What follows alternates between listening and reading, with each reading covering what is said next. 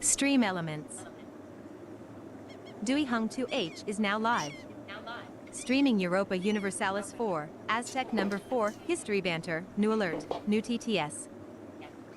Hey, it seems like our audio is working, so everyone, it's me, Zui, your friendly neighborhood Vietnamese cat, and this here is episode 4 of me playing Europa Universalis 4. Sorry for streaming at a later hour. Well, later, what I mean later is 1 hour late anyways, but regardless, hope you have a wonderful Thursday. And I managed to have some free time, so I'm gonna stream more Europa Universalis with you, but without further ado, last episode we kind of left up with us finishing our war with the Mayans, but right now it's a start of a new war, since I do want to conquest some lands over here, and this Western Aztec states happen to be in the way, so I need to fight them off. And I do have some land access to their land, so I can actually call their land later. But without further ado, how about DJ? You give us some wonderful workout music, Rammstein, electro workout, and a gym mix. How about that? Let's just jump right into it. Speaking of gym, I really need to exercise more often. Even though, in my little town that I'm living right now doesn't really have like a gym. Doesn't really like have like a local gym. But well, I do work out. I do prefer working out at home and doing mostly cardios and push-ups, stuff like that. I pretty much prefer push-up. It's pretty simple to do, I feel like, compared to other exercises. But yeah, let's unpause and see what the future might have in store for us. Also, I have a question. Do you prefer my oh yeah, people are joining, I feel like, so let's just leave for a bit of a minute. But yeah, we are still gathering our troop over here in our capital, trying to defend it, and our lone 4K troops gonna do some damage over here. But well, maybe we can start it. Maybe we can start with another reaction. Let's just say. Let's just wait for a minute, because well, people are not joining right now, and we might as well do some reaction at the beginning. And I was planning to follow up with another video from the last YouTuber that we watched about the Aztec history, that is. Let me just check that video real quick. Oh yeah, from Kings in General. And right now we're gonna check out the 4 of Tenochtitlan clan, maybe. It does have a lot of Aztec videos. There's also this one, Aztec from refugee to hegemons. Maybe we'll watch that first, I think. And we'll leave 4 of Tenochtitlan clan for later.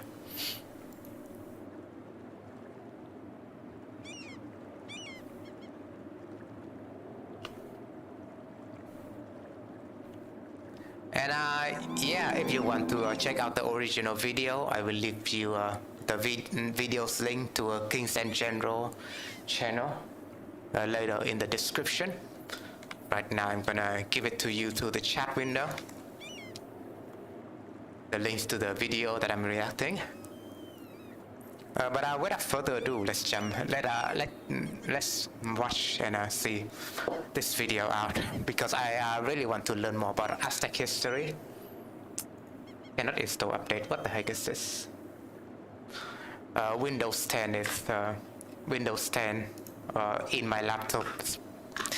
Well, I really don't like how Microsoft do with their Windows update. They keep prompting you all the time, but I digress. Let's check out our Kings and General video out.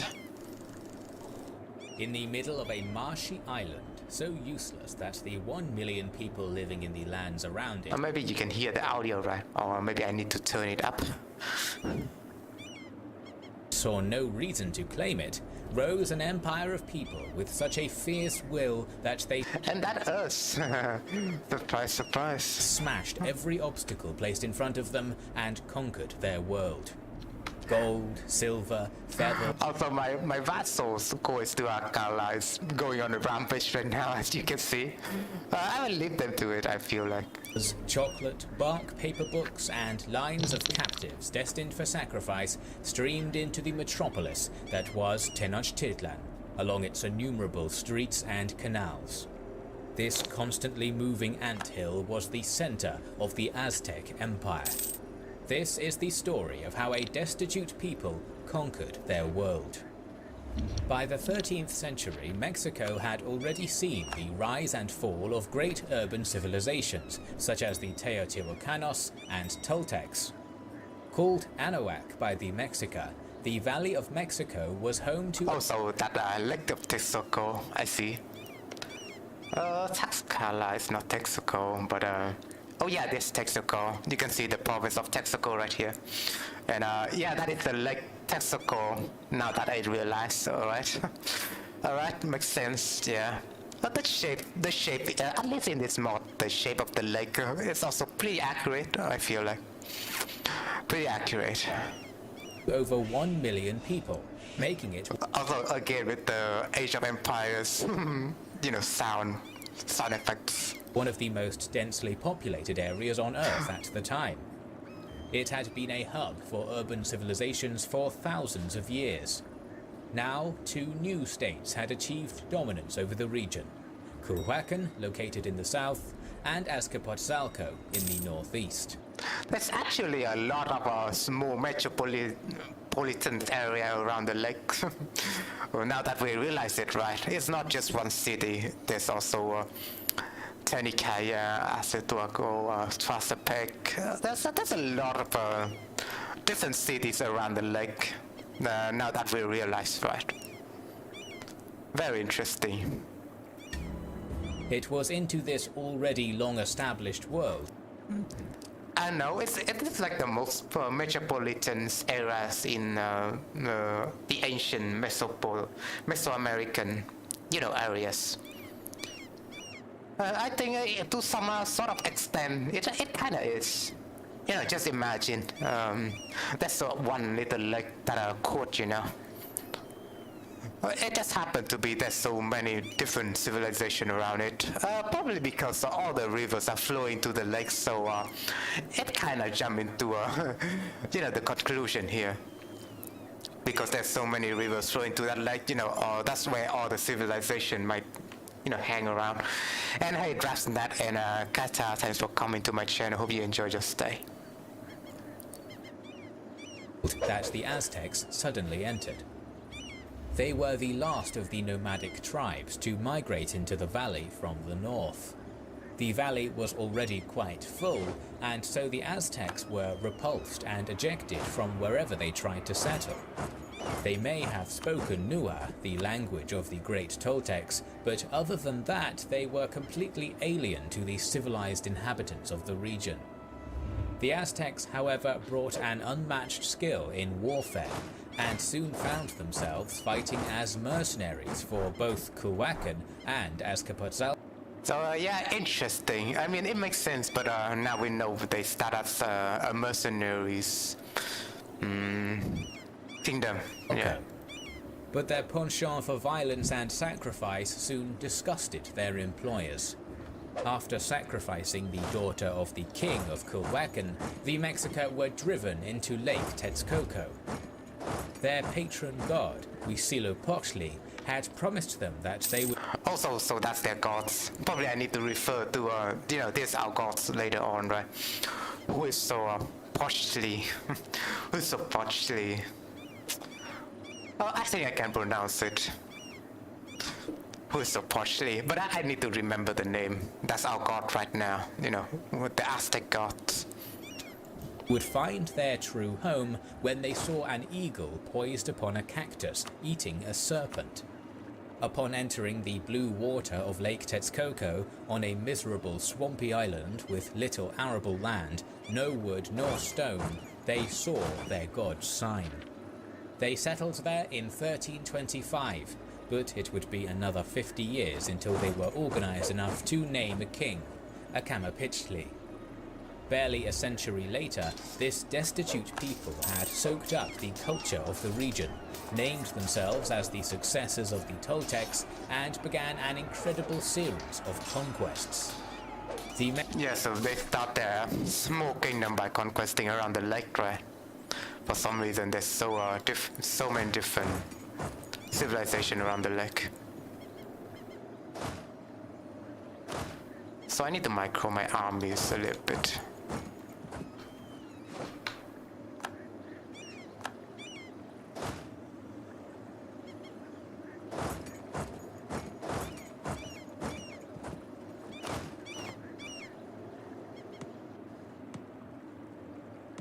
Cannot go around here for some reason.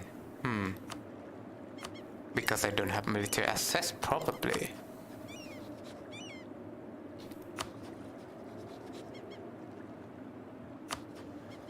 Well, I guess this guy is done, so I just need to stop this spy against them.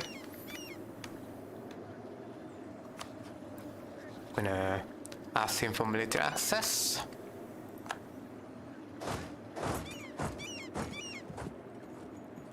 Well, that's a lot of army, so I don't know if I want to engage with them, so we're just gonna hang around here, basically. Mexico built their great empire by forming a triple alliance with two other city-states, Texcoco and Tlacopan. Together, they sacked as... Oh yeah, that's the triple alliance a lot of people were mentioning about, right? Capotzalco and became the dominant power in the region. Now free of any competing states, the Tarascan Empire. They're really an empire, huh? Oh, that's amazing. Mexico conquered from the Gulf of Mexico to the Pacific, and then south towards modern-day Guatemala. Flooded with plunder, their capital, Tenochtitlan, soon surpassed Teotihuacan and Toltec Tula. Great palaces, pyramids, and gardens rose out of the waters on Lake Texcoco, as the Mexica built a floating city that left the Spanish conquistadors gasping upon first seeing it. Soon Tlacopan and then Texcoco found themselves in the back seat of an alliance dominated by the ever-growing power of the Mexican. By 1500, the kings of the other two states were basically civil servants to the Mexica emperor. Taxes and tribute were supposed to be divided amongst the three, but it appears that the Mexica in Tenochtitlan shared what they wanted when they wanted. This triple alliance formed what we know as the Aztec Empire, and was on its way to becoming a single-headed Mexica-run state when the Spanish arrived. It's important to note that this is the Aztecs' own history of themselves, not an exact and... Is my model working well? Please let me know. I appear to be a little bit, and to recalibrate my camera, probably. Perfect timeline of events, and it is known that a certain Mexica advisor, Tlaquelo, a man that helped forge the Triple Alliance, transformed Huitzilopochtli from a tribal god to the supreme... That's Tactocato of Tenochtitlan. Probably that means king, right? The Taco, I cannot pronounce his name. Patron of the Mexica, massively increased the emphasis on human sacrifice and essentially established much of the yes, imperial of systems of the course. empire. Human sacrifice. He also erased much of Mexica history. In order to promote the new Mexica Empire, he burned and destroyed evidence of their humbler past. Let's take a closer look at Tenochtitlan, its full name being Mexico Tenochtitlan. One of these... Well, Mexico is a name that the Spain that kind of name, right? I don't know. I mean, I might need to check what the Mexico name might come from. Spanish soldiers, Bernal Diaz del Castillo, wrote this about... Also, yes, sickness of ruler. Let's just save because, well, we need to save in terms of situations like this. Either we pray for the best, and we have some chance that he will die, or we must conduct great sacrifice, and we have lower chance that we die. But we also lose one stability, so let's just go for the first option first. Probably he can survive the sickness. Yeah, and he did survive the sickness. Yeah, that's great. His initial impression of the city. We were amazed on account of the great towers and pyramids rising from the water, all built of masonry. And some of our soldiers even asked whether the things that we saw were not a dream. The city was unlike anything in the old world. It would have been bigger than any city in Spain, with a population of at least 250,000, possibly more, making it one of the... Yeah, possibly more. I thought the city's population would be... although, you know, if you are looking at like the new world perspective, like modern age perspective, right? You think the city of this size is probably around like 500,000 population. But wow, you know, the gold or the olden days, you don't really have like skyscrapers or high population, high density population housing at all. So wow, the estimate population density back then probably would be much lower than you might initially think, you know. The world's largest cities. The Spanish particularly found the botanical gardens and zoos to be extremely impressive. The Mexica had transformed the poor land into highly productive gardens through canal irrigation and the use of chinampas, which were highly fertile. Canal. Yeah, canal. Beautiful stuff, you know. Although, yeah, in Vietnam we do actually have rivers and stuff like that, but well, in terms of building an actual canal, probably there's canal here and there, but you don't really mainly build canal, or just have your main rivers, you know. You know, a lot of European countries have canals and a lot of beautiful canals, right? But, well, mostly, I think mostly building is just like a waste of resources. I don't know.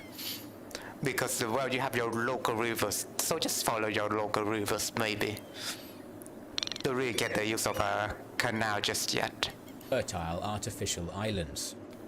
The city became so productive that it could support a population level that, after being nearly wiped out by the conquistadors, their native allies and smallpox, would not be reached again until the 20th century.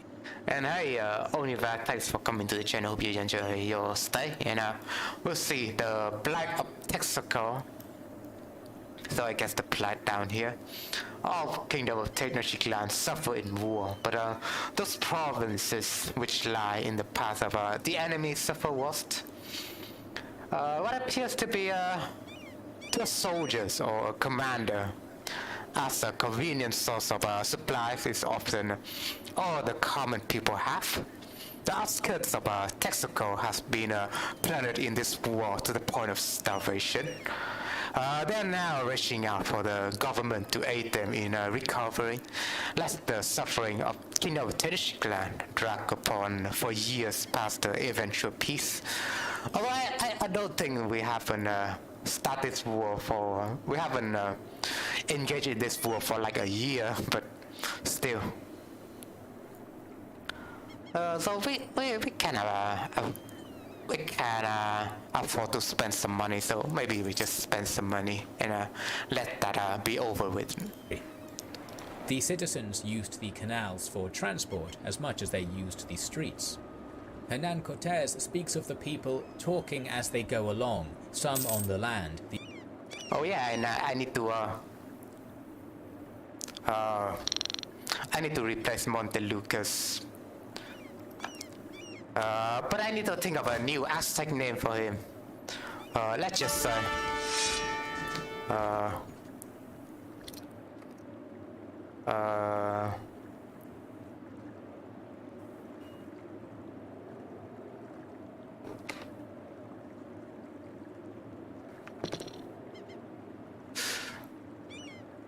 Muhanses. He kind of suggested an Aztec name to me before, but I kind of forgot about it.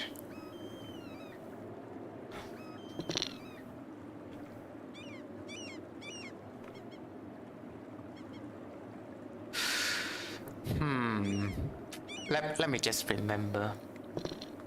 Oh, I could just call him Lucas. I don't know. We'll think of a name later, but for now he's Muanzes Lucas the second. He has really good siege pit. That's good. But let's check on our situation at hand. Maybe we're surrounded in I kind of suffer from attrition right now in this place, so let's just pull a little bit back. The others on the water. The main causeways leading to the city were cut by wood bridges, which could be removed in case of attack. Or That's kind of smart. That's kind of smart. Like I've seen this situation before. What the hell is this?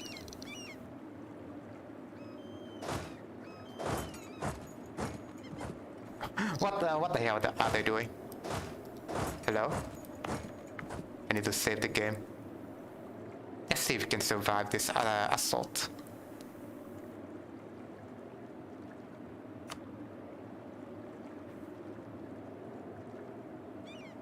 Yeah, that's kind of smart, like building wooden bridge. In case of emergency, you could just straight remove them, right? I think historically, a lot of countries did this before, but well, I need to research more to say stuff about that. or if a canoe needed to pass through. Water was the superior means of transport in a country without a single draft animal. Within the city, teachers and students met in the Calmacac and Telpachcali. These schools were where most Mexica children received educations, making it one of the only societies at the time where nearly all were educated. Streets and canals were jammed with... Well, I need to pause the video real quick because, well, we're engaging in a battle right now. Let's just, I want to see the numbers, you know. See if we can, let's see if we can win this one.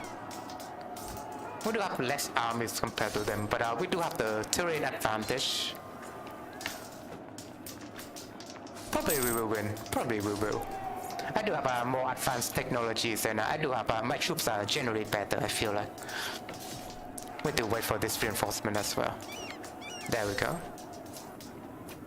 Very nice. We just wiped them out with 8,000 of their men out, so that's pretty great. Do I want to chase them? Probably I will chase them. Well, to some certain extent, maybe. merchants and porters that brought tribute and goods in from across the diverse empire. The Aztecs ran a tribute-based empire. So rather than invading lands, killing everyone and... Oh, I just realized I have an idea. Maybe later on I can cut this stream and just name it reacting to Aztec video while playing Aztec. That would be... that could be fun. Although, yeah, I don't want to reuse my content a lot of times, but well, maybe it could be a good idea. Taking over the territory, they instead forced their past enemies to pay tribute. Everything else stayed the same. People kept their kings and gods and homes. This made the Mexica incredibly rich and widely hated. yeah, tribute system. Like yeah, a lot of kingdom does that. Not just in the east or not just in the west. Pyramids and palaces dotted the city where Like priests a medieval vassals, I just realized, yeah. praised the gods and carried out bloody sacrifices. Aqueducts brought fresh water into the city, and every day thousands of street cleaners swept across the city. And hey, Isabel, and gamer and streamer, thanks for coming to my stream. Hope you enjoy your stay. To keep the main streets clear and neat, all on a tiny island in the middle of a lake. Let's move on to what is probably the most controversial and infamous aspect of Aztec civilization: human sacrifice. If you know anything about the Aztec civilization, it is most likely this: that they practiced human sacrifice is beyond doubt. To the Aztecs, there was no activity more glorious than capturing men on the battlefield or to die there for Huitzilopochtli. The culture of Mexica sacrifice is best explained by Michael D. Coe. The victims were ideally enemy warriors. When an Aztec took a captive in action, he said to him, "Here is my well-beloved son," and the captive responded, "Here is my revered father." That's insane. They refer to the captives as their sons. Well, this is the first time that I know about it, but yeah, I always know that the Aztec used their captives as human sacrifice subjects. But yeah, that's interesting to know about. After the victim had been ritually bathed, there were 5 possible modes of sacrifice. The usual one was by stretching the prone body over a sacrificial stone, opening the chest with a knife of flint or obsidian, and ripping out the heart, which was then offered to the gods. All warriors believed that they were destined to die this way, being transformed on death into hummingbirds, which went to join the sun god in his celestial paradise. They do have the sun gods, although I forgot their god's name again. Who was the portal? Probably, right? Was he like a sun god kind of a guy? Because it kind of sounds coincidence that the Incas also have the sun god. Probably the Aztec would worship the sun too. In all likelihood, several hundreds, perhaps even a few thousand young men so lost their lives in the Aztec capital each year. This was done because in the Mexica worldview, the gods needed nourishment, worship, and payback. The world had a finite amount of energy, and the gods needed energy to keep the universe alive.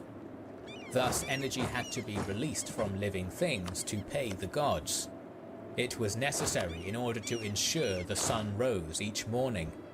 Each time a priest took a life, they were keeping the doom of their world at bay. Due to this cultural trait, Mexican warfare had a huge emphasis on capture rather than killing combatants on the battlefield. Men that would have died of their wounds or infections on battlefields elsewhere. They do use poison. I realize they have blowgunners warriors that also poison their darts when they blow at them, So they rather than killing, with sharp, blunt object, they would use poison to kill their captives instead. I mean, they would use poison to weaken their captives instead and capture them. Instead, died on sacrificial stones in Mexico. This also resulted in events known as flowery wars, a perpetual war where both yeah, the flower wars kind of portrayed in EU4, every time you wage war with a country, you can use the casus belli, a flower war, right here. States would fight but never finish each other off, primarily fought against. We fight but never finish the enemies off. That sounds fun, The Tlaxcala. If the Aztecs had focused their might on the war, they could have wiped out the Tlaxcala. But it would take a huge toll on their empire and resources. So they instead pinned down the Tlaxcala, while at the same time guaranteeing a constant stream of captives and training. The Mexica also instituted economic sanctions on the Tlaxcala and forbade anyone from trading certain items with them, such as cotton and salt. Without knowing it, they had provided a powerful and well-trained ally to the Spanish, as the Tlaxcala would supply infantry and refuge to Cortés. Let's have a look at the military. So in a way, the Aztec gonna create resentment by, doing that. All those stuff, right? But maybe I will need to disallow attach this one, yeah. Yeah, so they would move on there. That's smart. Aspect of the That's Aztec smarter. Empire. Mesoamerican warfare in general is fascinating, as it was very different from that of the Old World. For one, the cost of movement in Mesoamerica was so much higher than in the Old World. There were no animals that could be used to transport anything, No horses. which obviously had No an anything, enormous yeah. effect on warfare. Always have to go on foot. Imagine, right? And the region is also pretty mountainous as well. Without horses or donkeys, the soldiers had to carry their provisions themselves, or would need special porters to do it for them. This meant that Mesoamerican armies could rarely travel for more than 8 or 9 days on their own supplies, so waging wars more than 50 or so kilometers away was a logistical nightmare. Promotion in the army was based on the amount of captives a soldier took, and if a man proved himself, he may join one of the knightly orders and become a jaguar or eagle warrior. Your average Mexican warrior would be equipped with a round shield and a wooden sword tipped with razor-sharp obsidian blades, known as the macahuito. Some would have bows, but most would be equipped with an like an obsidian club, yeah. atalato, a spear thrower device that hurled projectiles, along with thick Yeah, it kind of looks like a slinger, right? Yeah. cotton armor. When battle started, it was unlike anything in the Old World. Warriors would spread out and fight one-on-one in separate duels, trying to knock the other out rather than kill them. Nobles and generals wore highly visible symbols, tall reed and feather constructions. This was so that they could be easily seen in battle and their deeds noted. However, it only made it easier for Cortés and his men to find them during battles and wipe out the Aztec military command easily. All of this puts into perspective how the final war of the Mexica was doomed. The Mexica and Spanish were not fighting the same war. The Mexica wasted precious time capturing Spaniards or their native allies in battle, while the Spanish focused on killing as many soldiers as possible. Even when the war was lost, the Mexica would have assumed a bitter negotiating process was about to begin, where the Spanish would demand tribute, just as the Mexica did when they conquered. Right. They have no idea, basically. They don't really demand men, they demand your gold instead. They could never imagine that their entire civilization, along with their gods and emperors, would be snuffed out.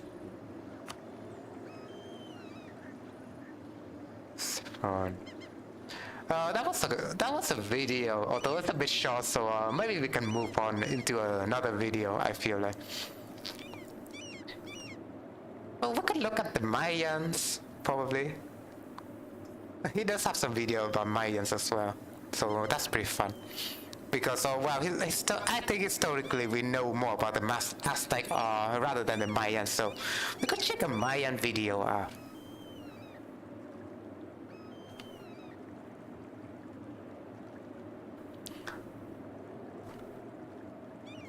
But yeah, in terms of Aztec histories, there's a lot of concept that people really remembered. Like the Aztec don't really kill the captives. They just use them later on.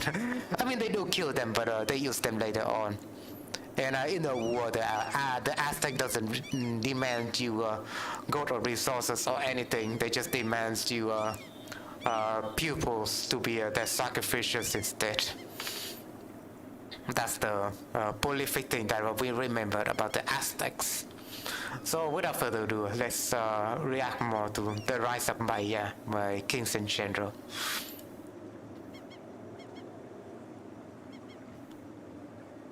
since I think I haven't seen anyone who came to this stream yet, so we can always react to more videos of, with this guy, you know.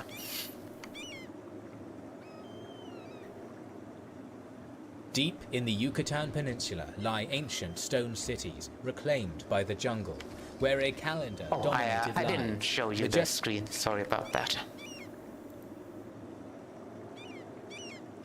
Free trial. Deep in the Yucatan Peninsula lie ancient stone cities reclaimed by the jungle, where a calendar dominated lives, majestically. Oh yeah, the Mayan calendar. Yeah, we do. The Mayan calendar kind of got mentioned a lot in popular cultures. For example, do you remember 2012? 2012, according to Mayan calendar, it's like the was like the end of the world. But it was like a huge conspiracy in earlier years. People to the point that almost all popular culture things. 2012 was like the end of the world, and you know, we even have the Vietnamese over in Asia. Yeah, a lot of Asian countries also believe that, also kind of took part in that conspiracy a little bit. They also, you know, probably just for fun, probably mostly for fun, but people do exaggerate the end of the world according to Mayans calendar.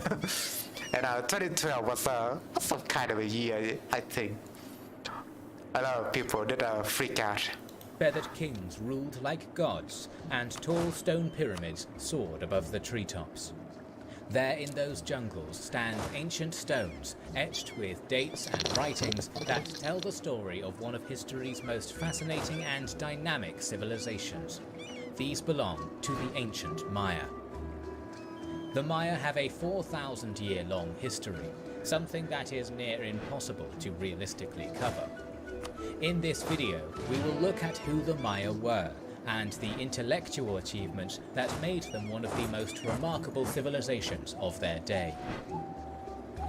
Unlike the other cradles of civilization, which mostly arose around fertile river valleys, the Maya realm in the Yucatan Peninsula, made up of parts of modern-day Guatemala, Belize, Mexico, Honduras, and El Salvador, was rather a hot limestone shelf that protrudes into the Caribbean, with few navigable. So yeah, the Guatemala probably it's not really that good of a. It's not really that good of a geographical area, probably. I know, we might see more about that. Rivers and thin soil. Although you could say the Andes region isn't really that good of a geographical areas anyways, but for some reason the Inca civilization was in there. With only bees, ducks and dogs as potentially domesticable animals. Despite receiving hundreds of centimeters of rain per year, this region is extremely prone to drought, as the rain falls between June and October and immediately seeps dozens of meters into the porous limestone landscape.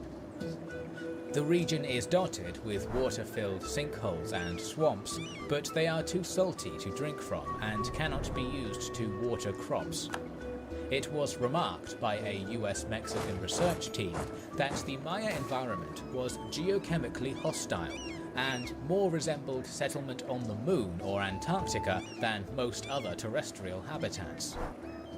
By filtering their salty water through limestone, making use of some freshwater caves, and building thousands of cisterns to collect rainwater, the Maya managed to maintain a safe supply of water. The Maya made their environment habitable, and its constant upkeep and management was essential to their existence. However, there were some geographic benefits to this environment, such as the abundance of limestone, an excellent building material, and obsidian, a volcanic glass as sharp as surgical steel. Now that we have established these... Oh yeah, they have the obsidian. So if you played Age of Empires 2 before, you know the Mayans have their plume archer with obsidian arrows.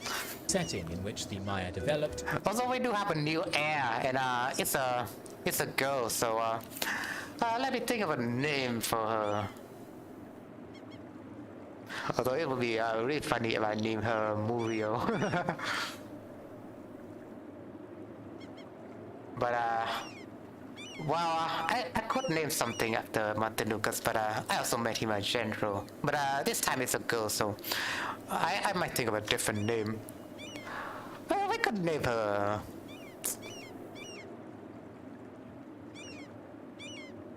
Probably Muriel is fine. Because well, I do like the myth about Muriel. I would say let's just randomize her. Why not?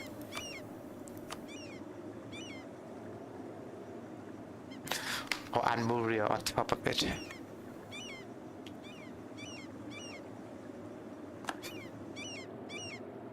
Let's take a look at their history, which historians divide up into three parts: the pre-classic, the classic, and the post-classic. During the classic. Alright, let's check. Pre-classic, the classic. The pre-classic should be around the classical era. Around the European classical eras anyways. But still.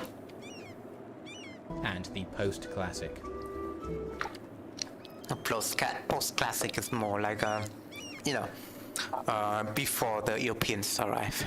During the pre-classic period, the Maya emerged as a distinct and unique group in Mesoamerica.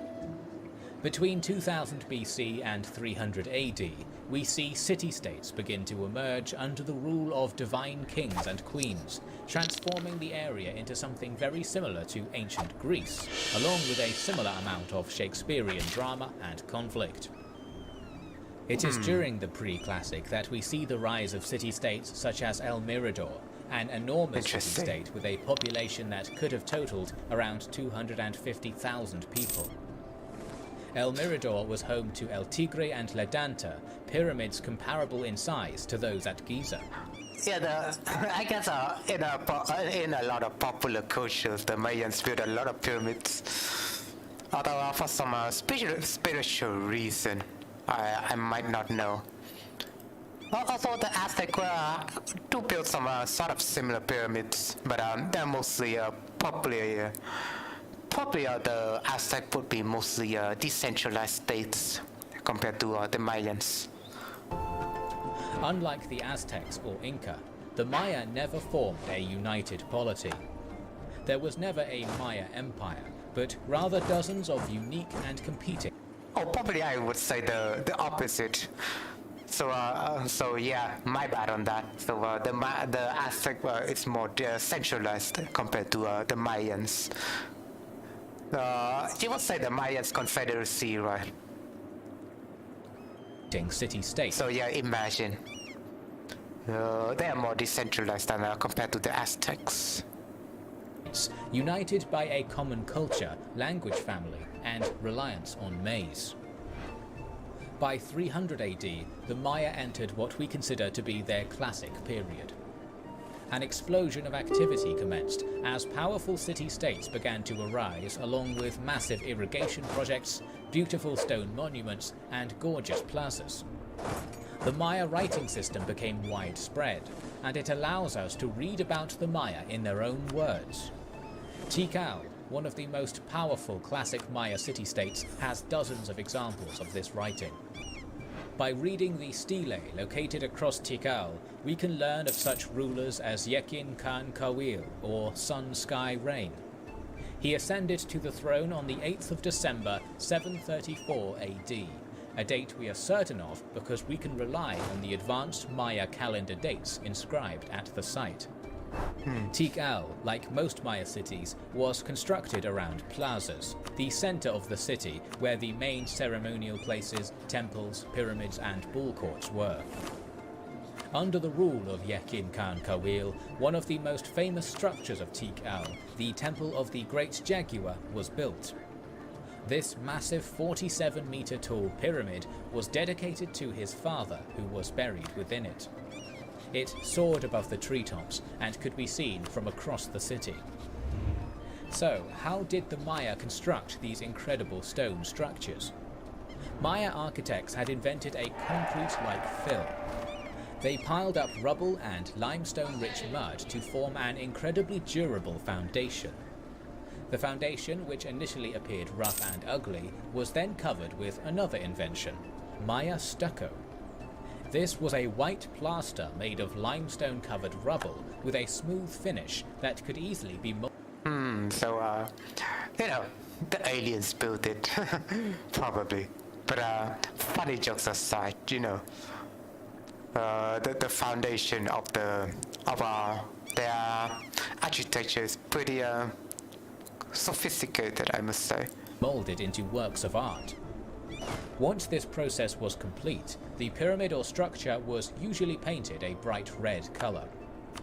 Using this method, the Maya could continuously build taller and taller structures by simply covering the old pyramid in rubble and then plastering over it again.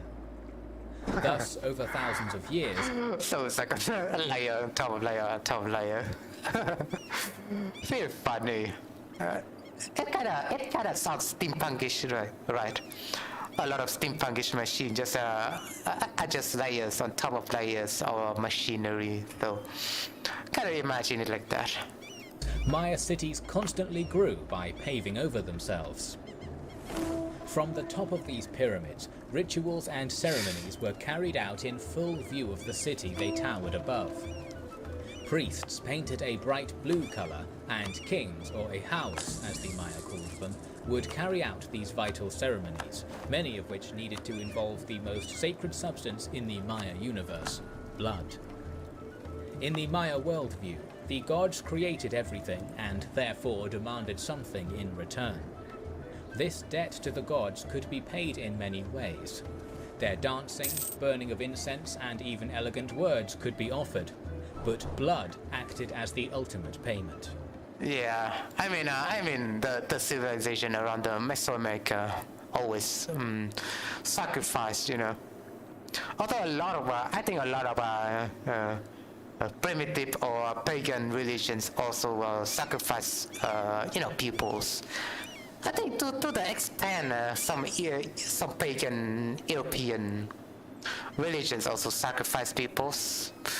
Well, you can think of like the Egyptian. I don't think the Egyptian pagan Egyptian really sacrificed, but there's also the tradition of mummifying peoples, something like that.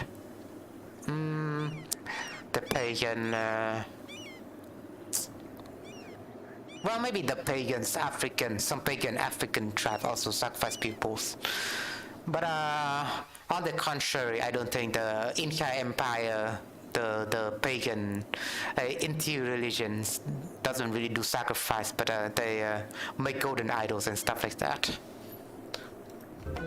Unlike the later Aztecs, the Maya did not rely heavily on mass human sacrifice.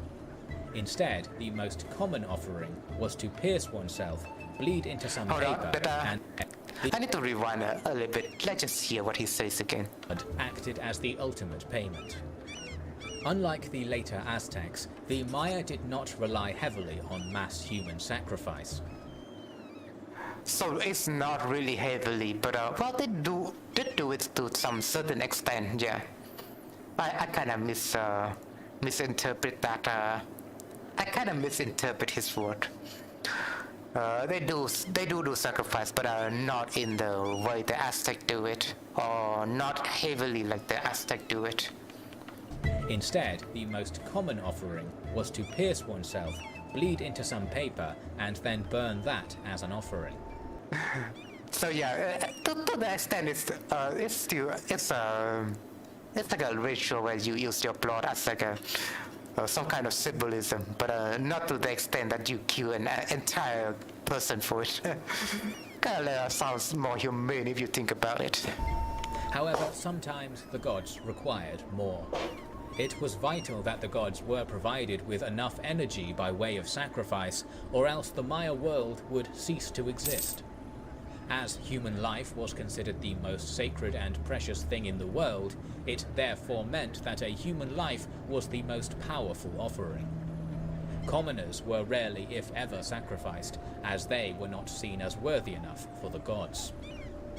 When a human sacrifice was... Maybe well, maybe they only sacrifice the highly valued pupils, yeah. And so communist blood would just take the sacrificial. Probably that's in their mindset. Was offered, it was almost always a captured noble or king, as they were highly prized by the gods. Beheading was the common way of carrying out this sacrifice. Located near these pyramids, there was almost always a ball court. The ball game played by the Maya and other Mesoamerican. Oh yeah, the soccer games they played. I've seen that in popular cultures. Well, mostly Doraemon, I think they kind of depicted this sport before. Americans was an intense sport. The people watched these spectacles with a fanaticism that could have rivaled or even surpassed how the people of Constantinople would have watched chariot races. The game took place in a massive stone court and was played with a 3 to 4 kilogram rubber ball. I kind of forgot the exact. Yeah, I find this sport really familiar now. Specifics of the game are unknown, but we can piece together that the goal seems to have been for players to use only their hips, upper arms and knees to move the ball in the air with the goal of making. So unlike football, they don't use their feet mainly, right? So they can only use any other body parts rather than legs or feet. That sounds interesting, don't you think? It's like a different version of football we know and love. Making the other team drop the ball or pushing past a certain defensive line. The ball game was so important to the Maya that it had a central role in the Maya religion. The gods themselves would play it against each other. Maize, as the staple crop of the region, also had divine status and was even central to the Maya mythological origin story. As recorded in the great epic, the Popol Vuh of the Quique Maya, the universe began as nothing. Into this great void, the two gods Tepu and Cuauhtémoc spoke the world into existence, creating all the animals and plants. But as these could not speak, the gods' need to be worshipped could not be fulfilled. Thus they created a race of men from mud, who promptly collapsed back into mud. Then a race of wooden men, but these proved to be unintelligent and so were destroyed by a great flood. Finally, the gods formed humans out of maize dough, and these proved capable of worship and sacrifice. During the classical period, which lasted from 300 AD to 900 AD, more cities than ever had booming populations, some ranging in the tens of thousands. There is estimated to have been between 5 and 13 million Maya inhabiting the Yucatan. Cities like Tikal. For 13 million. That's pretty big. that's really big if it's in like the old days, you know. I imagine that the entire population of France, I think that the entire population of France, probably even more during the Charlemagne era, may have had populations of up to 90,000 in their urban cores. It is during this period that the Maya nobility became much more organized. We see elegantly feathered ahawas ruling over large and complex royal courts. Priests, servants, courtiers, dancers, princes, scribes and generals all vied for the ahawas' attention. The nobility would have looked bizarre to us, as it was common for the Maya elites to intricately tattoo themselves, create intentional scar patterns, file their teeth into different shapes along with carving holes into their incisors in order to place jade in them, and they practiced a form of skull deformation which elongated their foreheads. All of these things were done to make the nobility stand out and signify their social class. The Maya also considered that to be genuinely beautiful. The Maya scribes wrote thousands of bark books in their hieroglyphic script. All but 4 have been lost to time and the flames of the Inquisition. https://www.youtube.com/watch?v=sign xia6qm0rha. Jui. I need to refresh the speech chat, yeah. www.youtube.com/watch?v=sign-exias. The chat was lagging behind. I mean, the text-to-speech lady kind of sleep in her work, during her work, most often times. So I just need to refresh her. So it is the hundreds of remaining stelae spread out across the Yucatan that we must rely on to piece together Maya history. And it is similar to trying to understand French history only by reading their monuments and plaques. However, the Maya calendar dates usually inscribed on these stelae have allowed us to accurately date many events and reigns in Maya history. We know, for example, that one of the greatest Maya kings, Pakal the Great, was born on the 21st of March 603 and reigned from July 615 to the 26th of August 683. The Maya could only leave these exact dates for us because of their advanced Maya mathematics and calendar systems. They used a base 20 counting system with only 3 symbols: a dot for 1, a bar for 5, and a stylized shell symbol for 0. And this system worked vertically, unlike our own number system. Arguably, their greatest intellectual feat was the invention of the 0. The mathematician Tobias Really? The invention of 0.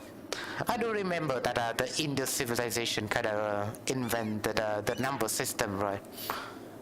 But probably the Mayan invented the 0 number. The number that got invented by the Indus civilization doesn't really include the 0 number. It only counts the... If you study mathematics or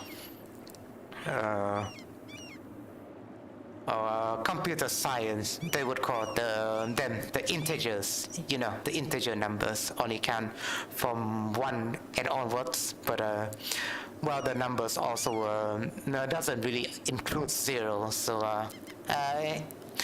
0 was really like a non-understandable concept back in the days, until probably the Mayans invented it. Danzig said that the discovery of 0 was one of the greatest single accomplishments of the human race. True 0 wouldn't appear in Europe until the 12th century, but it was invented in the Americas on Maya carvings between 32 BC and 357 AD. The Maya, along with their Mesoamerican contemporaries like the Olmec and Zapotec, believed that movements of that's Zapotec. I do remember Zapotec. The Quiche as well. He just mentioned the Quiche, and the Zapotec is around probably this area.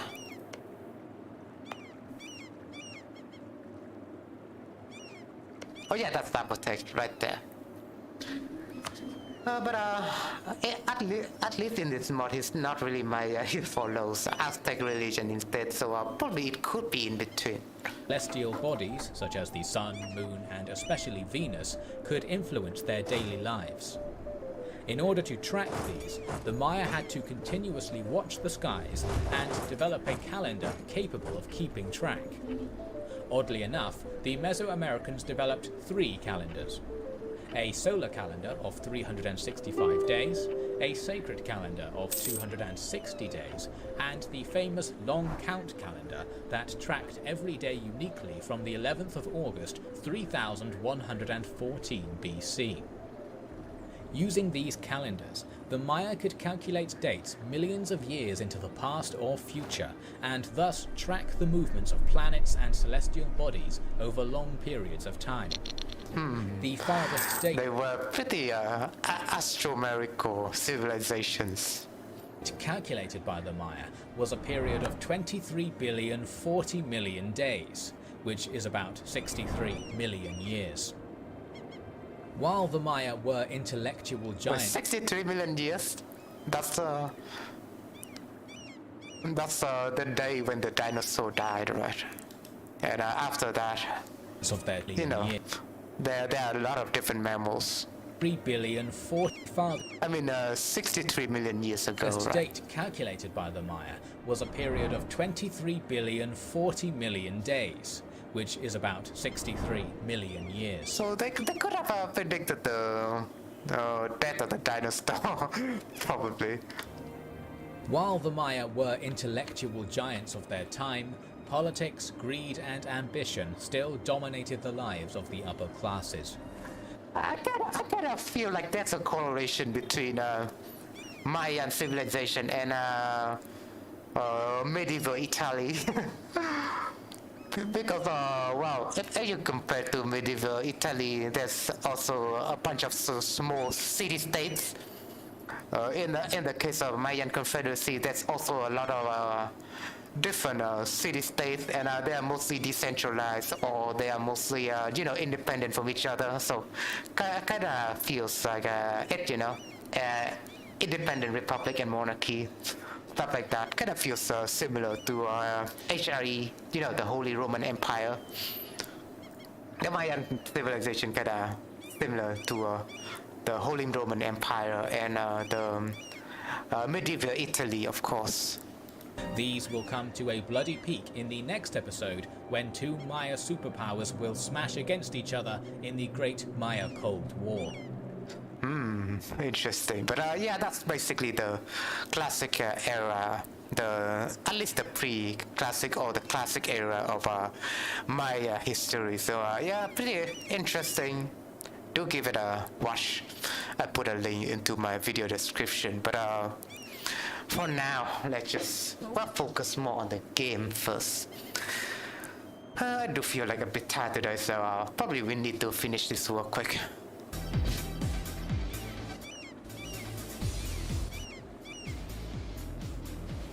So we'll listen to some electro Rammstein music. The last time I played in this channel, I didn't get a copyright, so yeah, it's pretty cool. I think it's pretty cool to play their music. Don't really count as a copyright material because mostly they are remixes. But yeah, who's your favorite artist, by the way? I listened to Rammstein a lot recently. A lot of people back then also recommend Rammstein to me. When I was playing some MMOs, they recommend me listen to Rammstein, and later on I did really listen to them, so it is pretty great.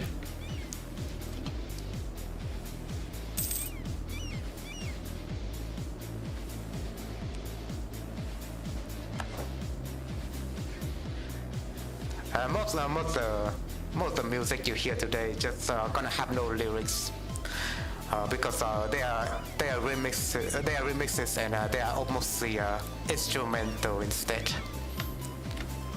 And that's great, less strain on the copyright system.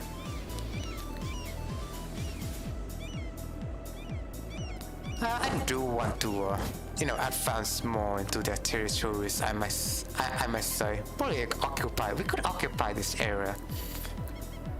So let's just establish ourselves on the Hue province over here. Probably we could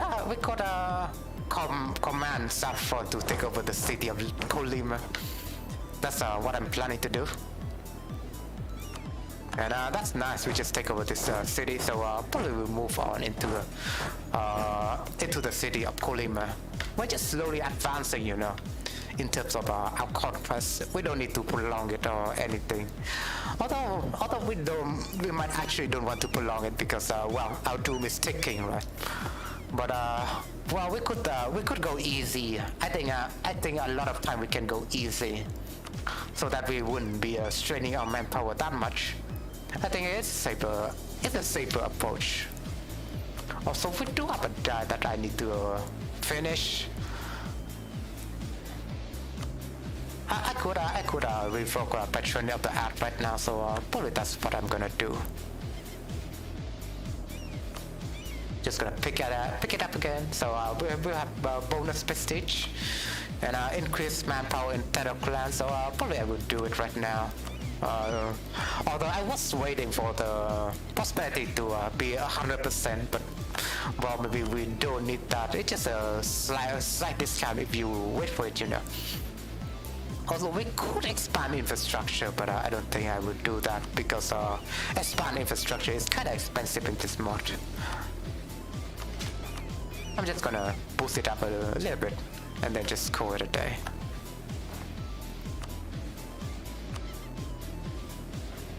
We get bonus manpower, and that's always great because we do have a mission to raise 10,000 manpower, but we're nowhere hitting that limit.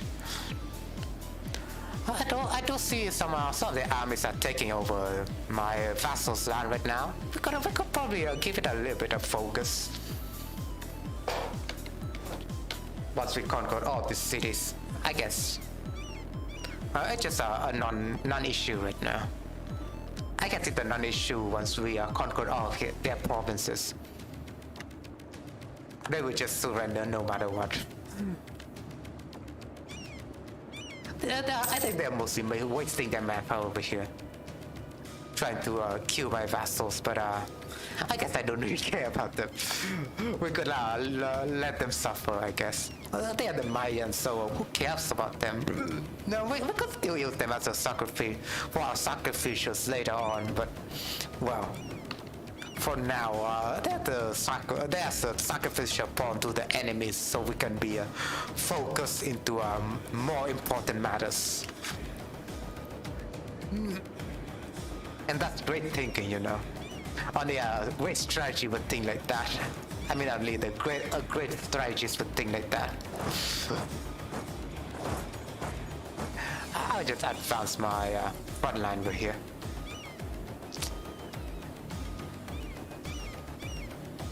Saffron is also heading towards Kolima right now, so I do want to support her troop.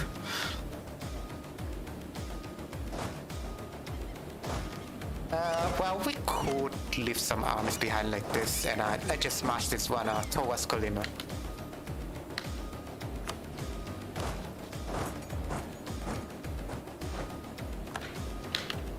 There we go, nice. We're just gonna leave Saffron for the raid, you know. This one will just go to the hill province over here. Also, we can micro out to take up clan armies away. We'll stay on the mountains region so we can surround the enemy. Although it might be pretty desolated if we try to, you know, do ourselves in that little mountain provinces. So probably we could still resupply our troops to there fast enough.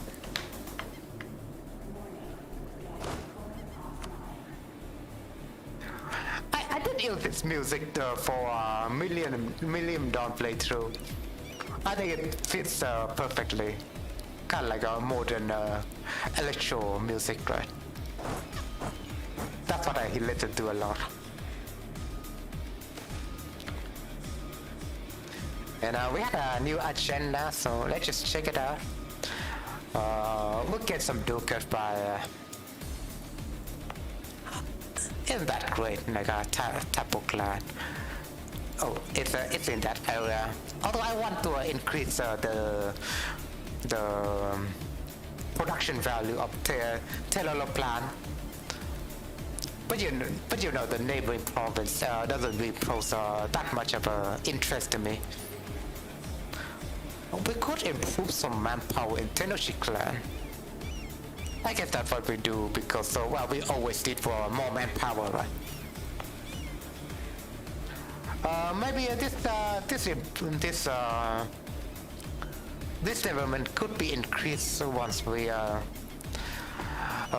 do a lot more concentrate province. So I just don't need to develop them, at least for now. I'm just gonna disallow attach to this guy. Well, because we are suffering some attrition over that one specific province.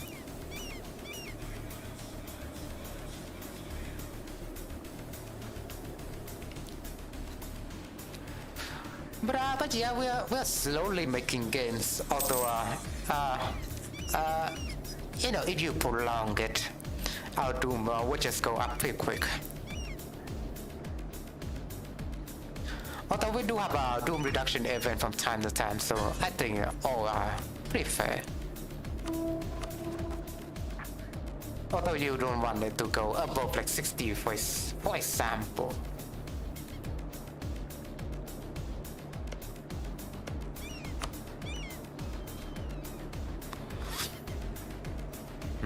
We also finished this siege, so it's pretty good. We just need to finish with this siege, that's all. And probably we need to befriend a lot of pupils. For now, I'm trying to vassalize this guy, Pippi over here. Probably that's doable. This guy, probably not so much. I like to rivals. Here, rival Pippi and Visitor. And that seems like a problem. I could ask him for trust, I guess. We could offer me the access first. And that's what I'm gonna do right now. We could boost our relationship with Yokotan probably. Just gonna boost relationship with our vassals real quick. And if the situation calls for it.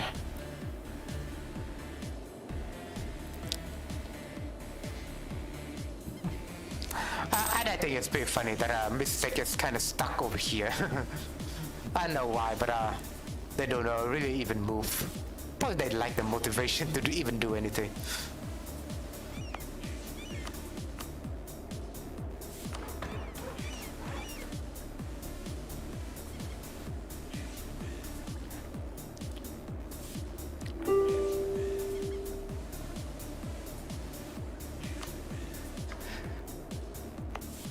I got this story for them, you know. Why they're stuck over there, we're just developing our province over on Telolapan. I mean, it's our only gold province and stuff like that.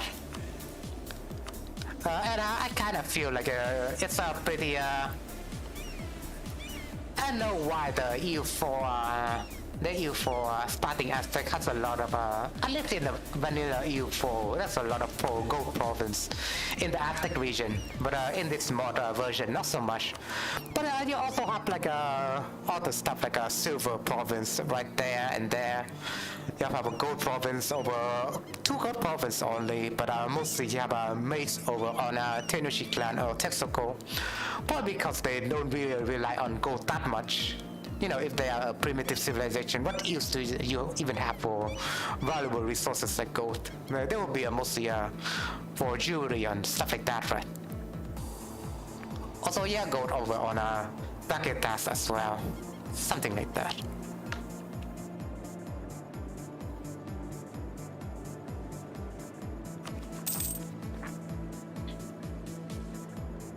Let's just check on the conversion we do have over here on this one province.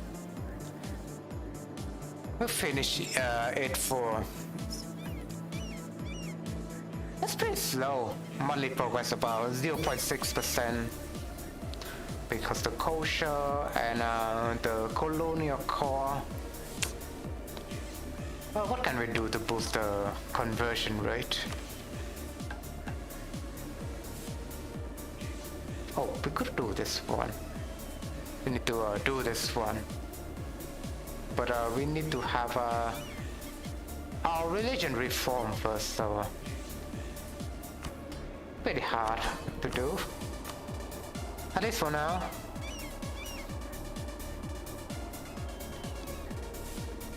I could get this one. It will boost our morale of armies. Yeah, why not? Although we wouldn't get more missionary strength if we try to do this one. Or we could try to do this one, it's pretty good.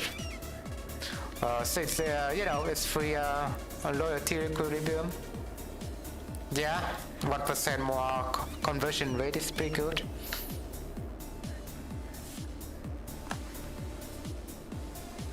also people are coalition against me right now, but I don't really care.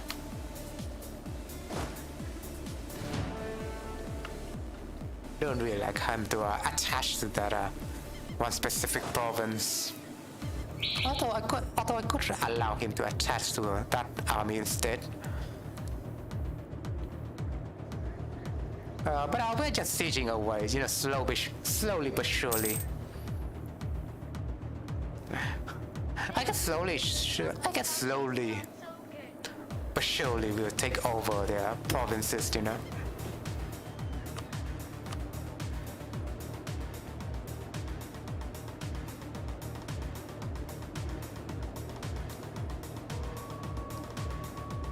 It's just slowly but surely. And slowly but surely they are also taking this province away.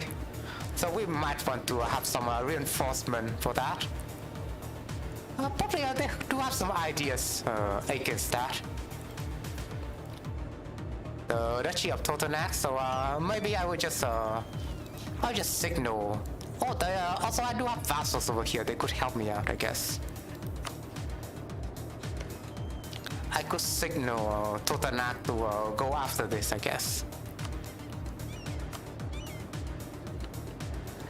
They could free this one province up, and that would be fine either way. Let's just leave him to it, you know.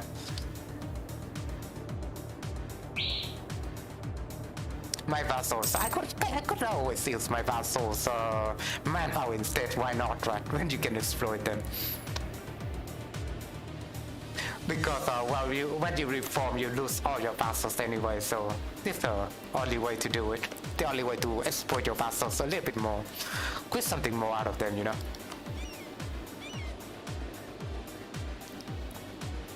Also, we can also establish natural vassals if we are playing this mod. And I have no idea what that might give us, you know, benefits for. Compared to normal vassals. But I digress. Probably it could be something cool. I just find myself to follow the vanilla route more compared to you know, other modded settings that they give that they would give to us.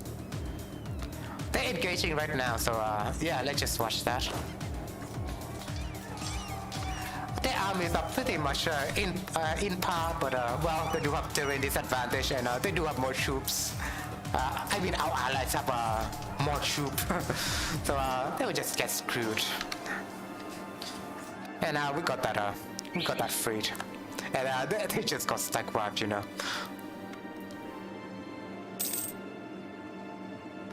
And our air is now reformist. So we can get our reform progress growth a little bit faster. But well, for now I don't really have access to government reform anyways. Unless I reform a region, which is a far-fetched compared to, I guess right now. I guess we can reform our religions fast enough for the effect to kind of come into play. But we'll see about that.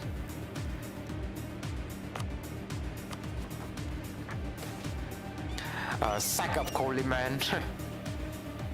Also a generic, you know, pictures over here. They're the European estate. Coleman is outdone. Traditionally, advancing armies has been expected to supply themselves from what they can plunder in the area they move through. This is often the only way for soldiers to survive in wartime as payment, even more so to the Aztec civilization. From the Altepero Federation Treasury. Sorry. They can rarely be brought in the timely manner to the Met. In fact, by paying retroactively, many also can avoid the strain of paying for the fallen. As our Coleman fell, it was therefore expected that our soldiers be allowed to loot the cities to enrich themselves. What was less expected was the total and utter destruction of the city that took place.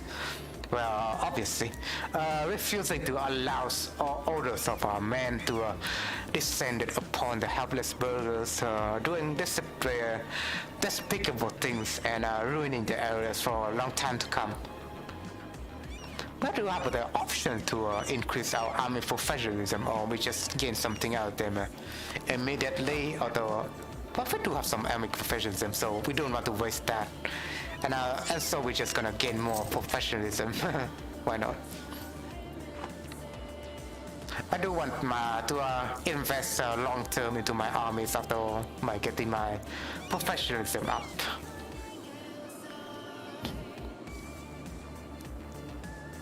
And as you know, it also comes with the role play as well, because we are the Aztec Empire and we are the Space Marines.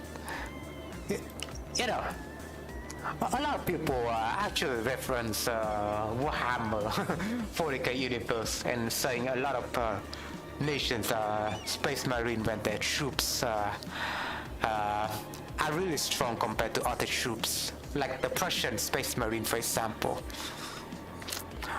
That's the only Warhammer game that I played, by the way. Warhammer 40k Space Marines. But other than that, I can not reference any Warhammer 40k stuff or Warhammer stuff at all. I did play Vermintide before, but that's it.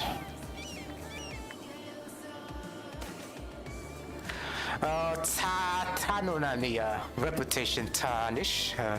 Some sort of propaganda text is circulating in the court about how Moctezuma I in Ihuamica is a ruthless warmonger.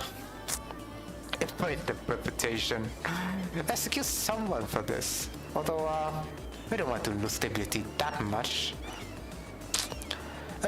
Compared to 100 diplomatic powers, you know, I guess it's still better to take the diplomatic power. What do you do if we're gonna get free stability here and there? Put a positive spin on things, you know. That's how we do diplomatic. That's how we do a diplo at the end of the day. Like the Putin regime kind of put a positive spin on invading Ukraine by putting up a facade like we just live with the Ukraine with the Nazi problem, you know. It's not really that we are also genocide the population, Ukrainian population ourselves. No, it's the evil Nazi Ukrainians that do it. That's how you do. That's how you do. Politics, folks. Always gaslight your enemies. But yeah, jokes aside, I don't think that's really a good idea. Kind of sounds more ridiculous when you say it once you say things ironically.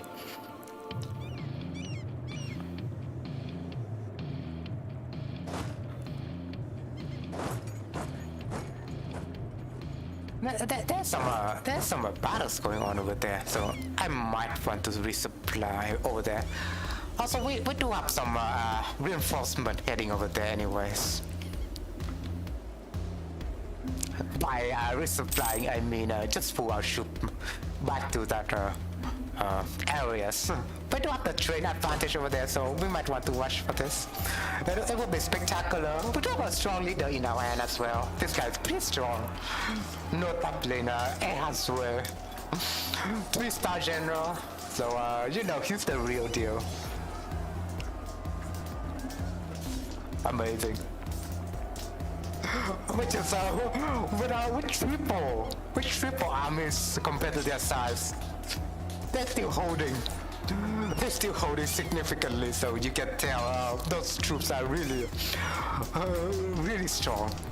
When they have the terrain advantage plus a strong general, you know. That's pretty amazing. And now they're just gonna get wiped out, I feel like. Yep. I might feel proud, really proud about our vassals over here. They're doing quite well.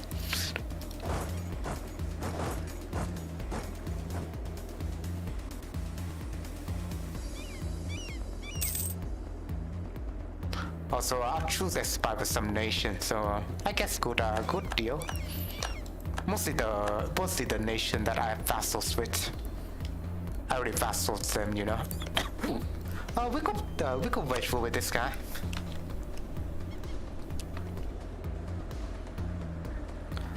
Although they did engage with that battle over there, so I guess it just doesn't really count towards our doom meter. If it's your vassal that are doing the engagement instead of you know. So it could be a little bit unfair.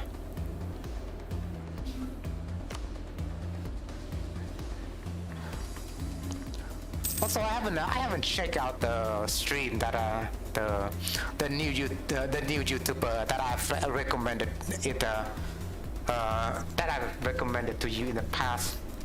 She from what it looks, she kinda do an Austria playthrough, right?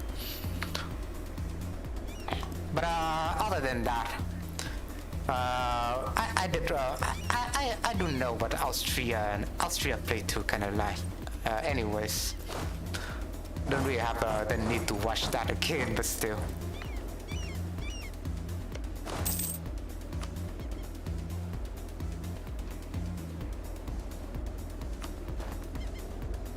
They're just gonna engage in a little battle over here from what it seems. Oh, we could use this troops, I forgot about that. Just gonna supply to there real quick. Just gonna pull our troop over there real quick. Also, we could transfer trade from Uganda, and that's what we did. We already did that, yeah. Also, they just surrendered unconditionally, so let's just see if I can strike a peace deal. I guess I can vacillate this guy in case that I cannot take their provinces away. Oh, we might want to wait after this battle is done though, so I can reduce my doom even more, if it's possible. Probably I cannot even supply my troop fire there fast enough. You know. Our doom is still taking overall. Yeah, it got wiped. Anyway, let's just see the peace deal that we have.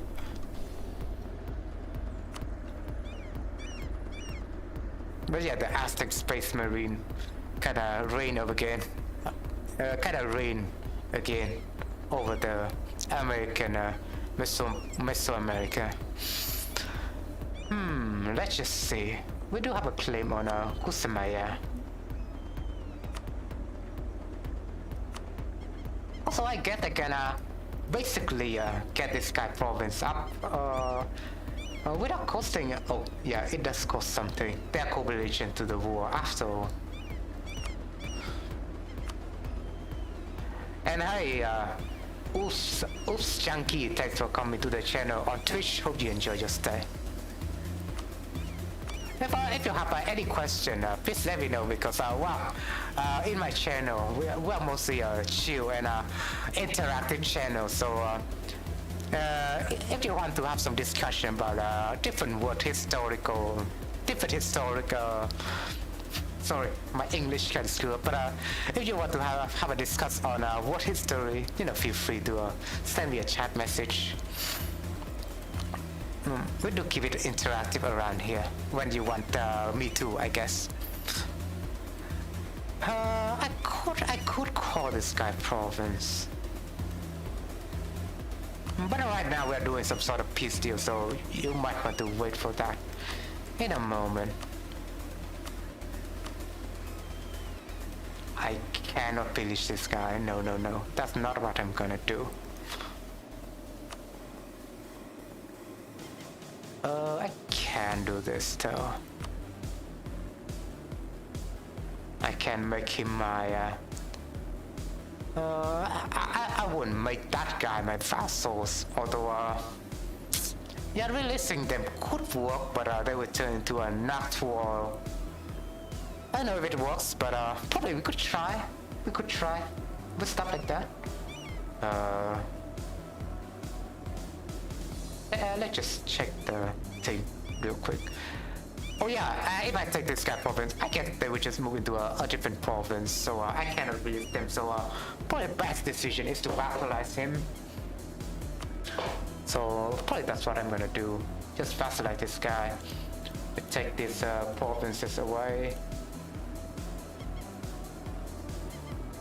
This guy, no, not really. That guy. Well, since he's connected, I might want to have his provinces. So I'll probably will vassal this guy.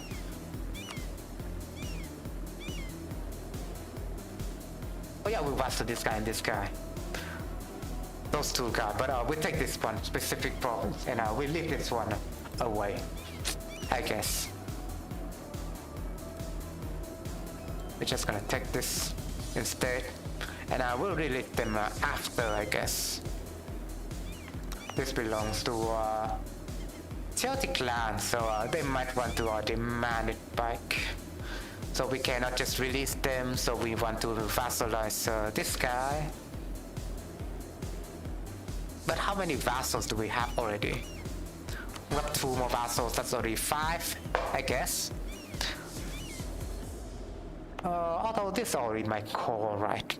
So I don't want to release them once again. So I guess I would just leave this guy alone and just take his province away. Probably something like that. But I would demand this guy to be my vassals. I would not demand this guy to be my vassals instead.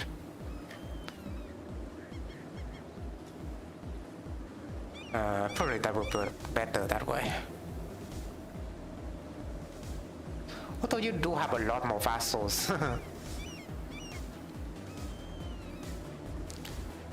I guess we could deal with this guy later. Or we could deal with this guy later. Or we could just take his province right away and just use them instead. Just use those instead. we do have a lot of options in this peace deal. Let's just say.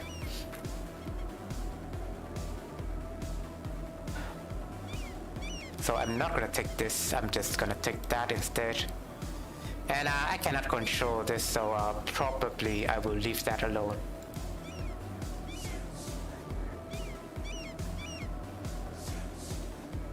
I'm just gonna get all of this maybe. Celtic land just gonna be my province straight up. And after that we'll do a reform religion, but our doom is quite big, and I don't know if we want to make it a little bit bigger. It might be a bit risky. I think it might be a bit risky. So probably we don't want a Celtic land. We don't want this province. We want lesser province instead. It could be really dangerous right now.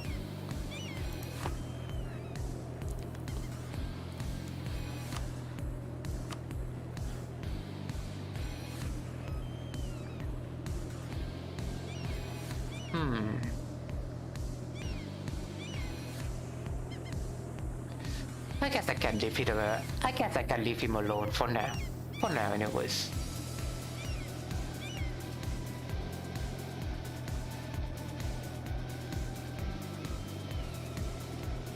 And also this guy, this guy is also a bother. We cannot just leave him alone. No. What do you mean leaving him alone? I guess I can finish the capitals.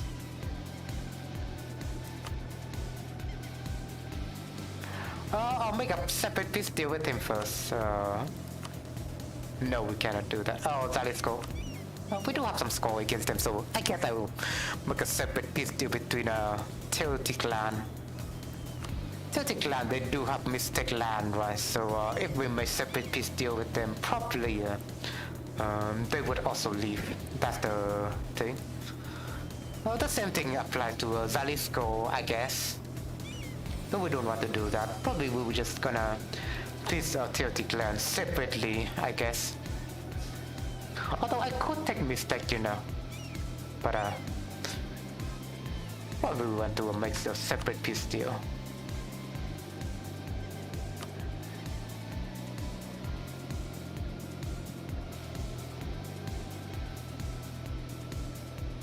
So I want to transfer trade power, baby. Give me some war rep as well.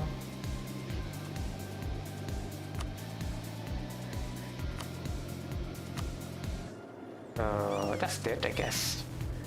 That's really it.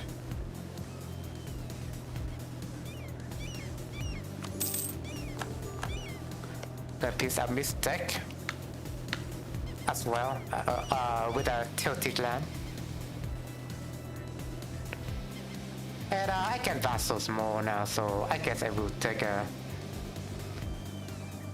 in a sense I can also... oh yeah. Well, we don't want to do that anyways, because we can just also get that mistake as an additional vassal later on. So I guess it was like a dumb decision. I guess it was. It was like a dumb decision anyway. Also, it just happened that I also stream during this Thursday, and I do find myself some free time, so I guess I would just stream. But well, it doesn't really. There wouldn't be that much of a traffic during Thursday, so I haven't seen anyone come to my live stream yet. It's kind of sad, you know, to see you just rumbling to yourself.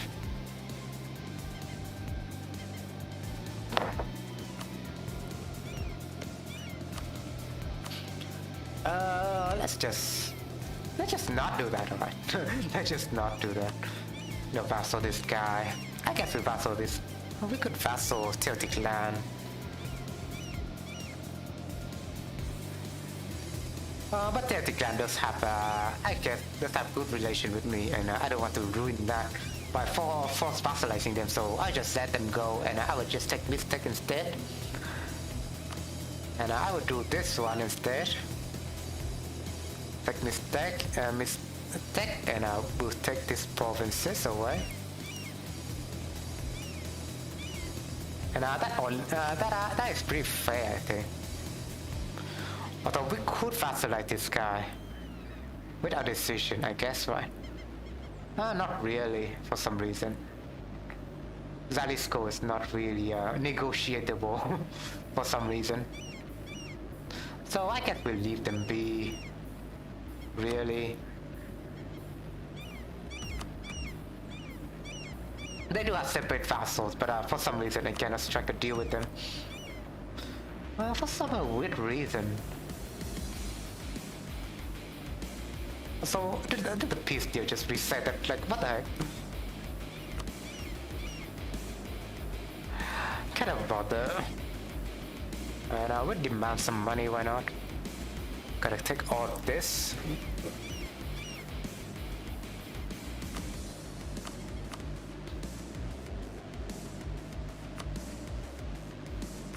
I guess that's all.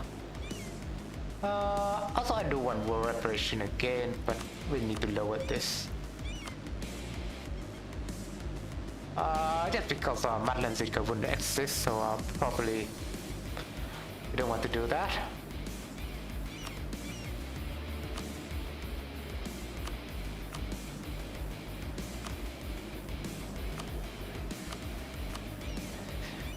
That is probably the deal, you know. That kind of seals the deal for me.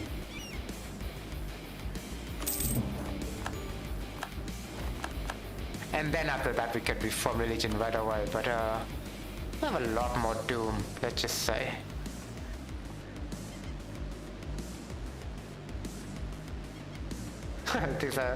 this natural zealots are considered our allies. That's funny. But I get this guy would just become a separative instead, and they are fighting him. That's funny. That's so funny, like the context of the game is just pretty silly. We'll pick up a tribe expansion here. But it's a bit the doom is pretty high right now, so we might want to abstain ourselves for a bunch to wage a war, I guess. So we'll pick our native repression policy. Either I guess as a native nation you may want to pick coexistence policies, but well, repression policy is pretty good if you want to expand faster. And so I'm just gonna seize land.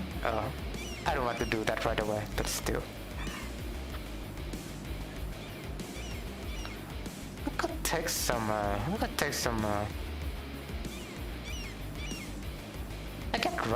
I guess rice to them, but that is a bit far-fetched. And I've been thinking about since we just oh yeah, we don't want to reform right away. God damn it! I just make some mistake. God damn it! I just keep making mistake. I should have just saved. You know. Should have just saved. Like how? What's the deal with not saving?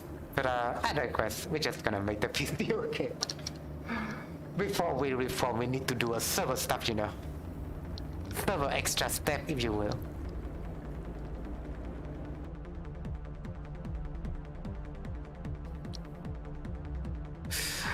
It's just a thing. It's just a thing with the EU4 meta with this nation. There's a lot of extra steps. If you know what I mean.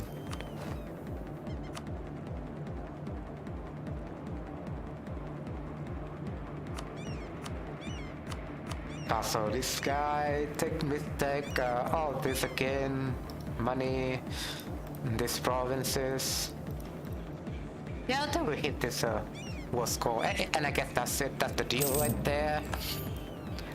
And now we are reforming the religion. First, we need to, I guess, save. Just remember to save, goddammit.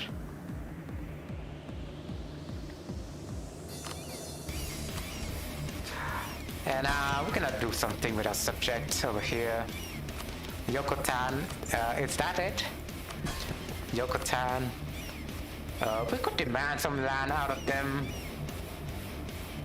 But is it a good idea? We don't want this land after all, right? And we're just gonna give this to our subject later on, so I guess that's not really a good idea. We could take one city out of them. Since all this will be a subject anyway. We could take I guess this province over here, so it would be connected. Oh, probably this one province over here. That will get connected to a bunch of different nations. I thought I could only take a missile, but I guess that's good enough. And for its side, we're just gonna seize one of their land. Cobox, that seems like it. I guess Cobox is cool since we're gonna have access to a lot of different nations. Yeah, Cobox is good. That's what I'm gonna do, and I'm gonna place my relative on them. Pretty self-explanatory.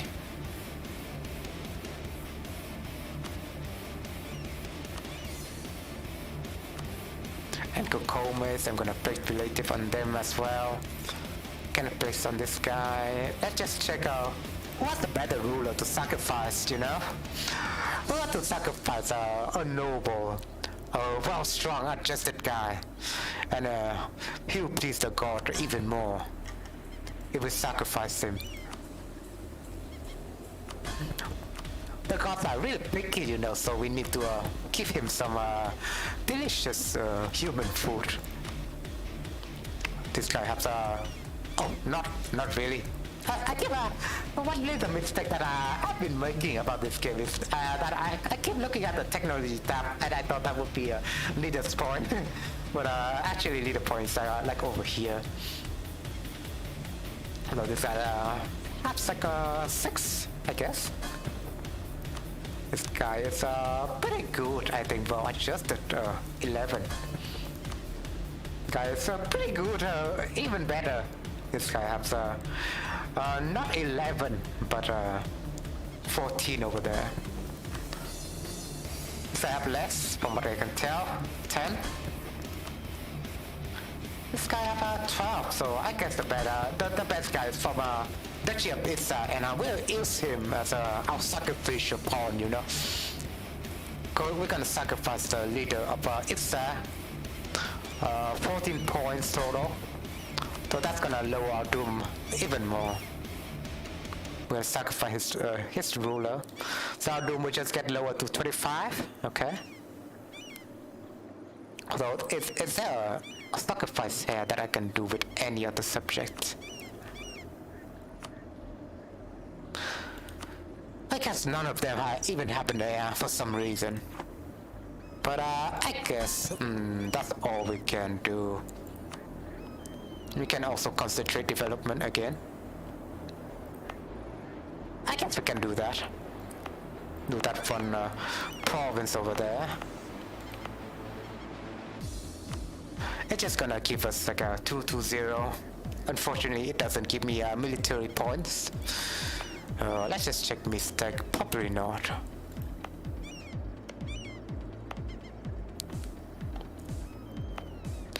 So it's a bit of a shame. Probably I want to boost my Mexico up before I spend points on them. Because we do have a mission to boost Energy Clan up, yeah.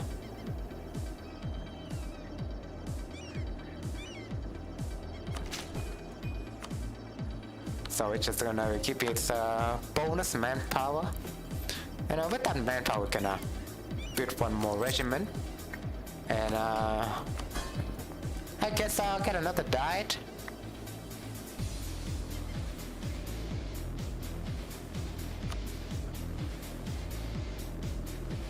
We're just gonna summon out that real quick.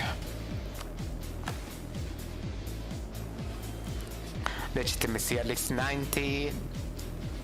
Could be doable. This state right here. Want to develop them, yes. Could be worthwhile. We could have overextension at least lowered.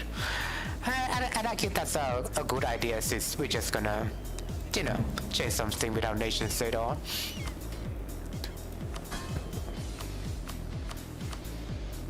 And so probably I want to release them right now. Yeah, let's just double check, right? Oh yeah, I can concentrate development right now. That's good.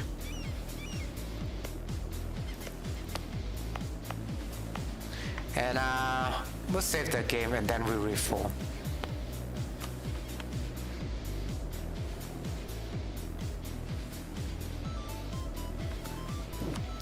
It's gonna pick tribal expansion. There we go. And I'm gonna choose our native policy again. And with all this province that I've just got, we can also release them. Yeah. Then so that's what I'm gonna do. I'm gonna release the guy over here, and I'm gonna release mixtech over here. So they're gonna gain their lands back. I guess I could release them as well. But I want to remove their fort first. That is pretty serious though, because I do want to remove their fort. I do want to keep this fort like later on to myself though. But if we plan to wage a war against them later on, that would be too much of a hassle, I guess. We just keep that fort around, you know. Let me just see.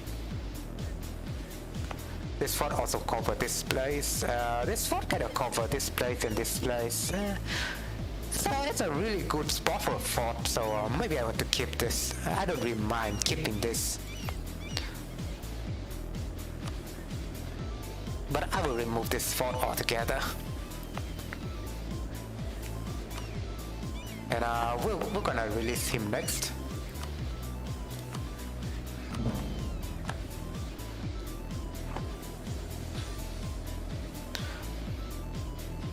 And after that, I guess Aztec has a claim on here, but no one really owns this province, so that's good.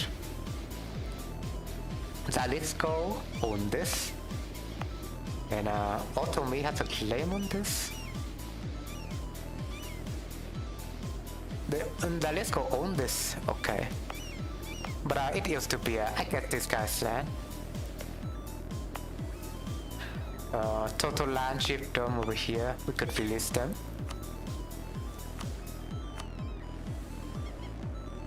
I guess that's it, you know. Also our Doom isn't heading, you know, really that fast, even though we do have a lot of province in our hand. Yeah, I cannot release this. I will just return to Jalisco, and you don't really want that, right? We do have more province over here, though, and that's a more wonderful thing. We could ally this guy again, but well, maybe not. I will stop improving relation with this guy, and I don't want to vassalize this guy, so let's just ally him right now. I do have a lot of diplomatic relations for some reason. Oh yeah, the military access I was just gonna cancel with this guy as well.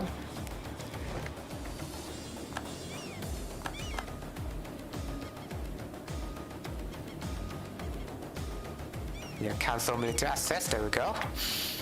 And what else?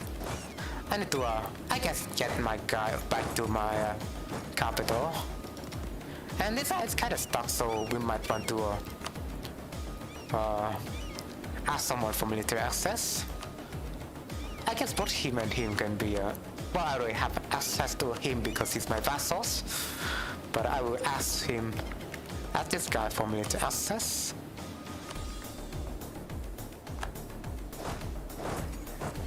And so we're just gonna move over there and we'll just cancel the military access. I guess our land is a bit big, although you know, pretty decentralized. Our lands are everywhere out of this moment. Kind of feels weird, but that's like the meta was on how you build this nation. I'll make a call on this real quick, I guess.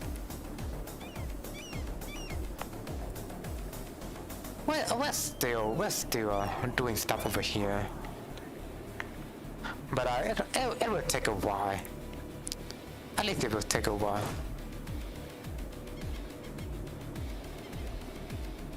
It's pretty hard to traverse around here as well. So probably I will just gonna traverse like this. And who's our next target? I might ask. What is that portrait? And this guy, I can also kill this guy. Oh, he's in a coalition against me. But I can kill this guy, so maybe I will build spy on them first. And we're just gonna claim the land over here if we can. Probably cannot. And I do have vassals over here that I can also use, but I cannot. For the likes of me. The list is no longer a valid rival, of course. Very nice indeed. I could take Zapotec, yeah. And that's probably the two rivals I can take right now. They are pretty loyal, so I'll just leave them to it.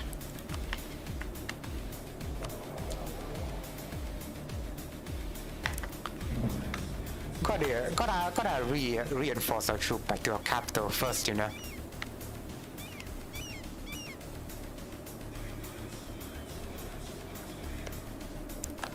But also, this guy haven't even know that I existed. That I exist. Also, I probably could have some spare prestige out that war. So I do want to ask this guy for a little bit of mapping. Although it's just one region, but it kind of ranks up once this guy kind of goes into Central America, for example. Do want to ally this guy probably when I can afford it. But I could guarantee them so he could discover me later on. So then I can steal my allies from what it seems. Mosquito as well. I do have a lot of allies.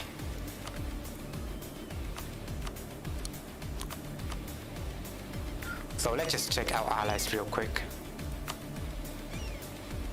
We could demand something out of them like transfer trade power, for example. We could ask some money out there, maybe. I need some, I need to exchange my favor into something, but, well, it's not that money that I'm needed, but I do want some more soldiers. Well, I can ask this guy, I guess, and I'll ask out of him, you know. And probably we just trade trust with this guy, or we will tell him to transfer trade power to us. There we go. That is also good, you know.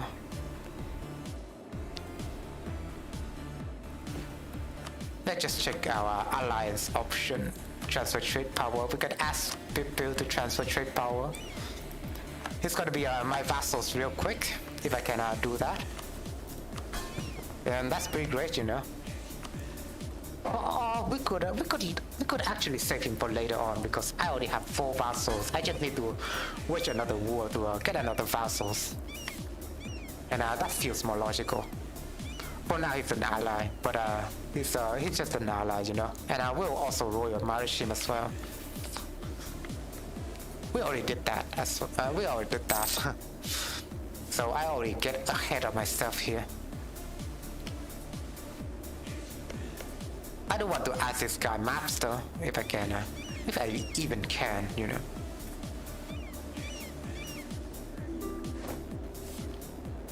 The protect revoke the guarantee, okay. Interesting. They're about to wage a war, I feel like.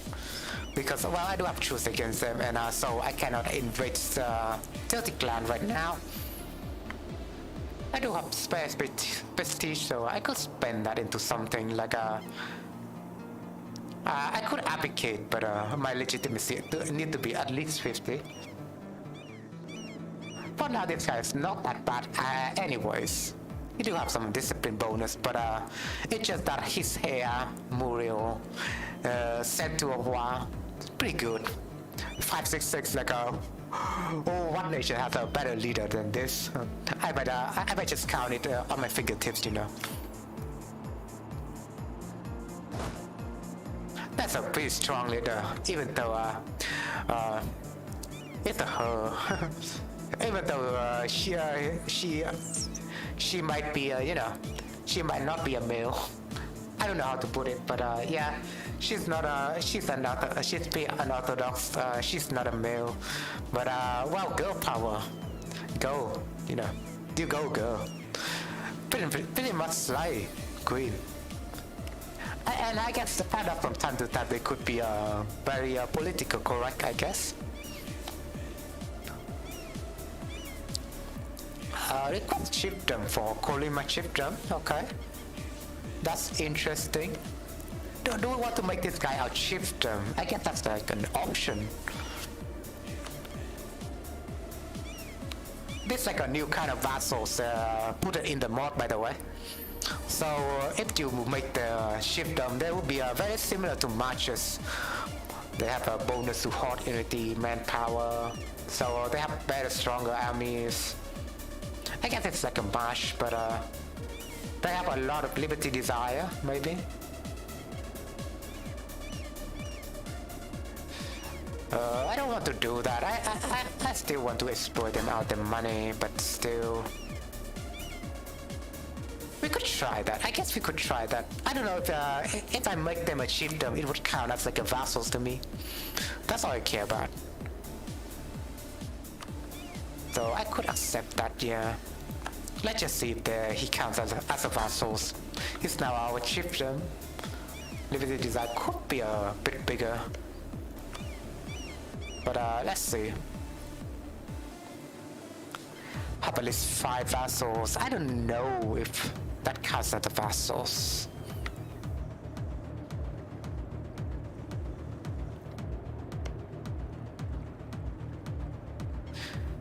Well, his chiefdom, so he does have more relationship with me. Although he doesn't really pay me, money. We could demand some artifact from him so we can increase our prestige. We can, I guess that's it. It's like a march. To a degree, he's like a march now.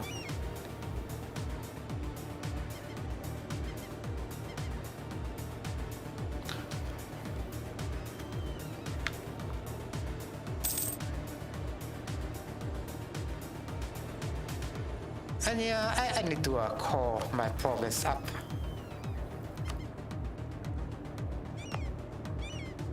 Well, that's pretty funny. I cannot call this because I haven't called this one yet. But I guess I will get into it sooner or later.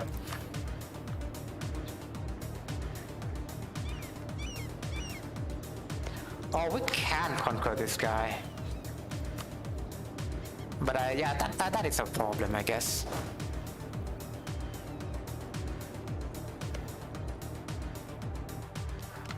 It will be a long time before the Europeans arrive, you know. And let's just check. This guy is also allied with this guy, so I want to do spy against them. At least for now. Also, I don't need to improve relation with this guy anymore. He's already my bitch, and so I just improve relation with probably call him again. Since we do have a low relation for some reason. Even though he's my march.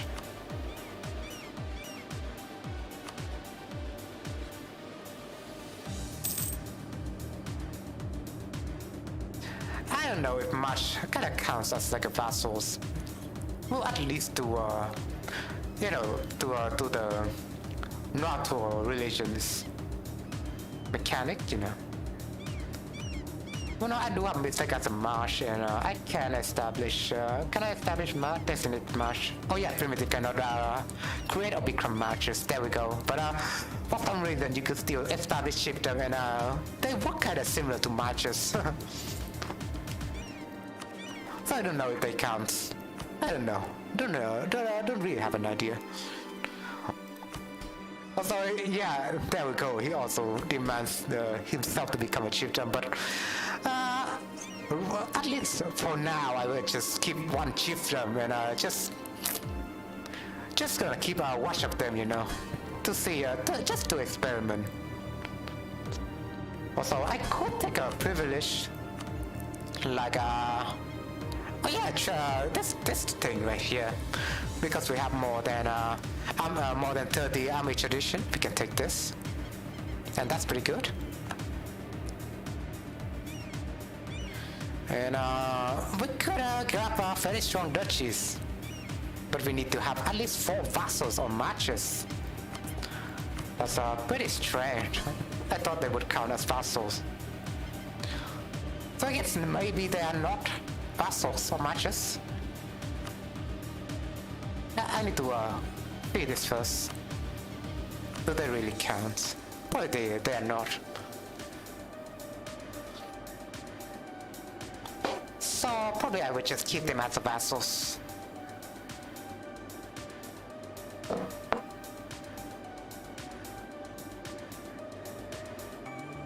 Very conflicted, very conflict safe right there.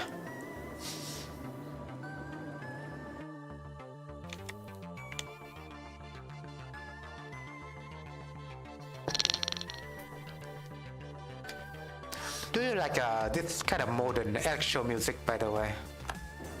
It might not be that fitting, but it fits really well when you are playing a nation who have a lot of micromanagement like this, I feel like. And so I will not accept this guy to be my marsh. They're still my vassals, there we go. But I'll take this privilege sooner. And we'll grab very strong duchies, there we go.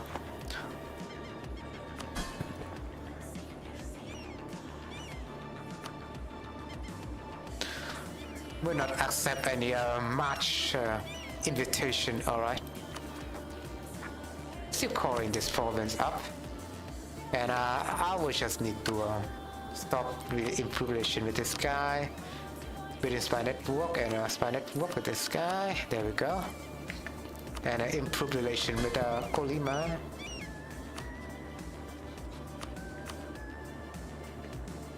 And that's just gonna be it, you know.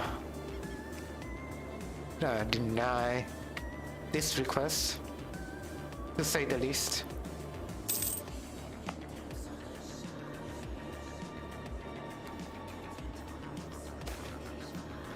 Radical reforms.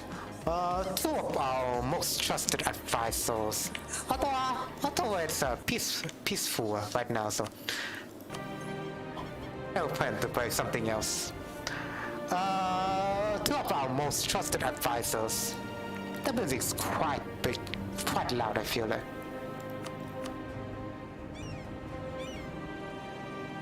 Although the effect is also pretty quite loud.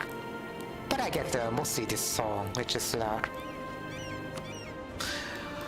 Two of our most trusted advisors, Witten Asokredin and Texoyo Nayono have been talking a lot recently, plotting some say, drafting plans for King of the Territory Clan future other states.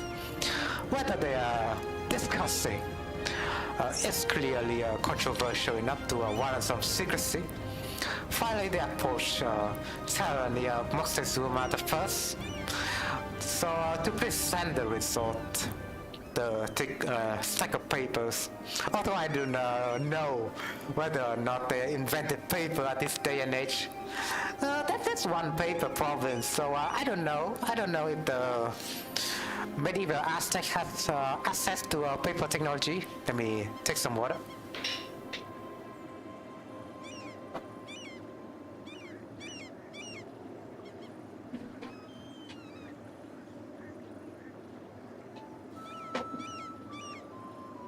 Oh, there's a lot of fucking ants over here. Fun fact, ants do drink waters. There's a lot of ants in my drinking water for some reason. So I'm just gonna abstain myself from drinking that. Yeah, let the ants go away first at least.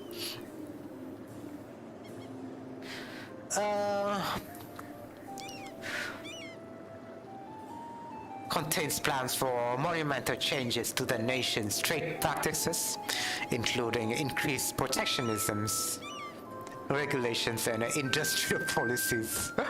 Well, funnily enough, for native nations, they have industrial policies. Right. So, I guess I can just make them leave the court. And I don't really mind because this trader isn't really for me, but trader and admin guy. This admin guy doesn't really have like a discount, so to say. Do I have a discount, admin guy? I could take this guy instead. So I would have more tasks. That is better, yeah. So I'm just gonna get out there. Yeah. That's good. Now we can recruit. Oh.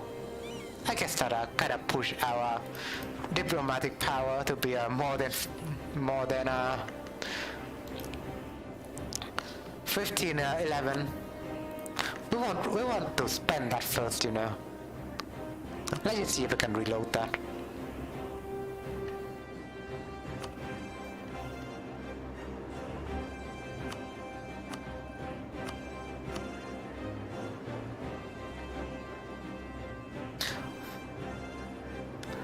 Also, I think it would be quite fun if Paradox gonna keep more music, gonna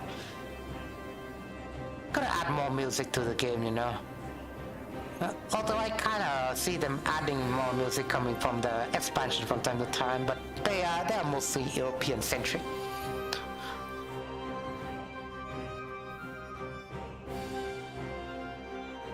Yeah, the game is mostly called Europa Universalis after all, and probably modders could add more. Probably modders could add more other nation centric, you know, other region centric mods.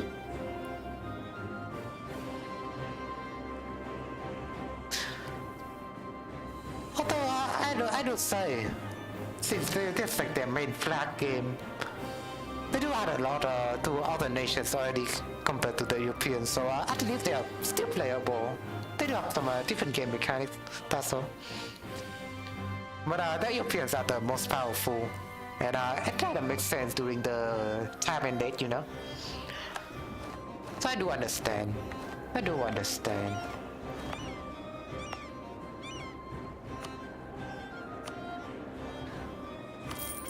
So I'm gonna spend more tax on there and more production on there. Well, not because I cannot revert some that decision away. Also, do I have an agenda? Overextension, got it. I could pick a task guy, yeah. Maybe the design subject, that's pretty strong. Maybe I will pick that. Our trade right now is not really that good, so I will abstain myself from doing that. Although we could pick up our global trade power. Limited design is pretty good, I think. That's a really good bonus. Although European looking ass dude, because this a modded there's a modern modifier, so they haven't added like a, I guess, new profile for them. The answer really did go away, so I'm gonna drink this water.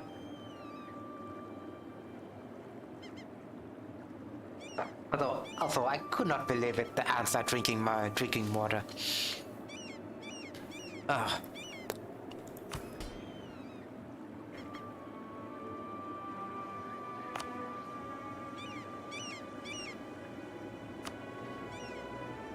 Gotta feel disgusting, you know.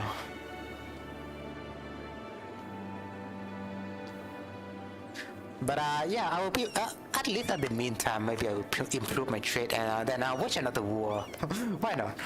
It's Aztec. That's what we do. We wage a lot of wars. That's all. I could improve the center of trade on this province or this province. Although I think it would be fair to improve technology clan first. Although this is a bit cheaper.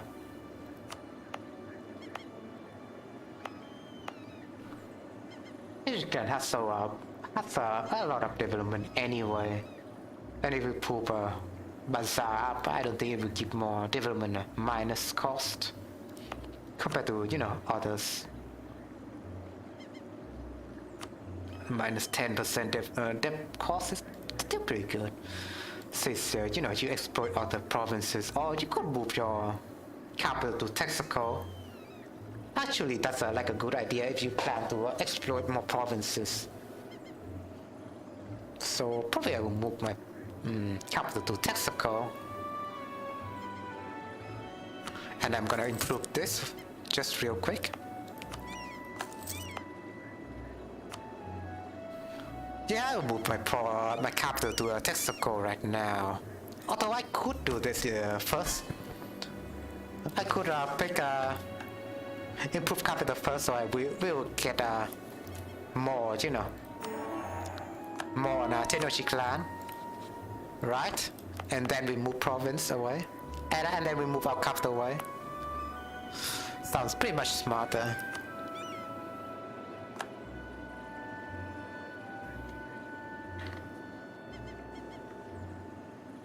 So our capital right now is not Tenochtitlan but Texaco, but I mean at least they are the same thing. I guess it's kind of the same thing compared to Texaco and Tenochtitlan. But I also gained some message probably about the group project that I am having, so if you don't mind me checking. Debug Teno Noon.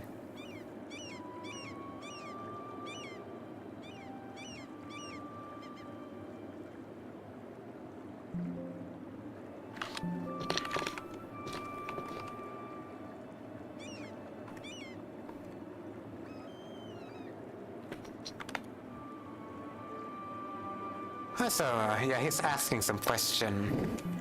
I would like to answer that. Because he's also my partner. He's like the back end. He's the back end guy, and I do the front end, and he's also backing me up with the part that I'm doing with my front end. So he's asking some question away.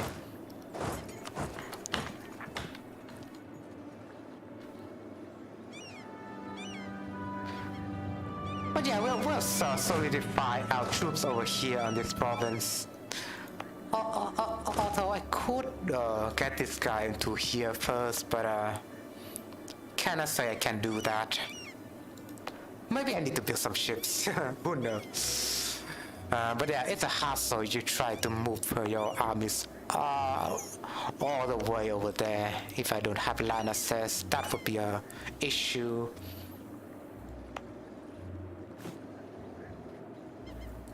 Probably when we wage war, we can ask them for military access, and they would give it to us.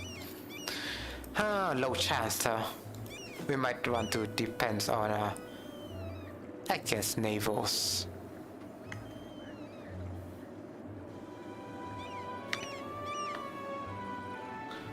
I could wage war into a different people around this area at least.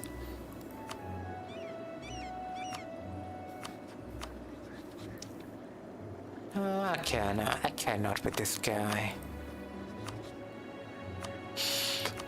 I do have little options, sorry about that. Oh, sorry. I do have little options. Maybe this guy, maybe. Zapote's gonna join, Kisha's gonna join. And this guy have voice option, so he cannot join the war just yet. Although I could ask him to prepare for war, so... But they do have their own matters at hand, I guess, right? Let's just try asking for... Since I do have favors with them anyways. Ask them for... Prepare for war. But 5 favors. It's for vanilla, it kind of costs you like 10 favors, but I guess it's cheaper with this mod. Kind of makes sense. Ask to prepare for war, so should only cost like 5 only. Yeah, that's what I think as well. Should only cost like little.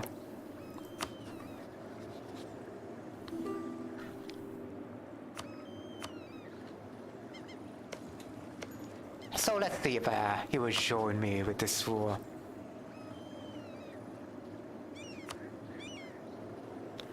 Although we are waging war with a different guy right now. Kanpek, for example. Zalitko, Zapotec, and Kiche. Pretty amazing alliance. So I guess we're gonna ship our spy towards them first. So we're gonna create like a land bridge over there and connect to this war, honestly, right? And that is the plan.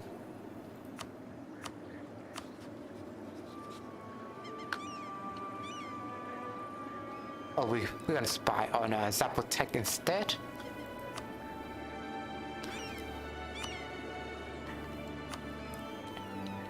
Spy on Zapotec, and then we declare war with this guy. We also have Kanpek. He allied with them.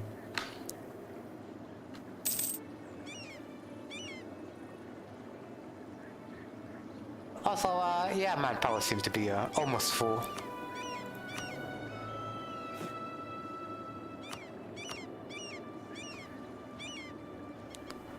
How about we spend some more here?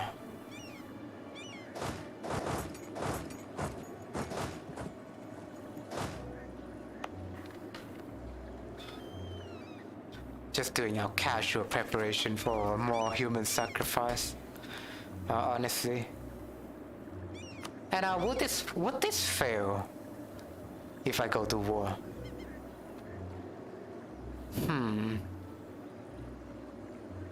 Maybe this would fail if I go to war, so I might need to watch this.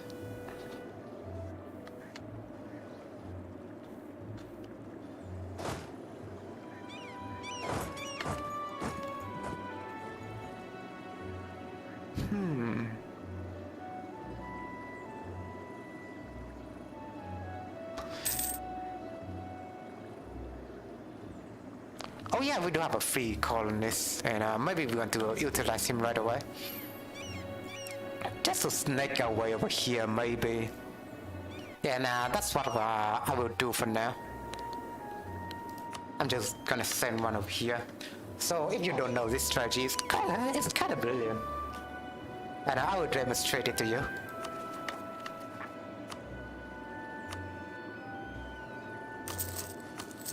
I guess I'm gonna build there most of the time. Still, the doom taking up is not really that bad if we wage more war over here, and we do need to prepare ourselves for that.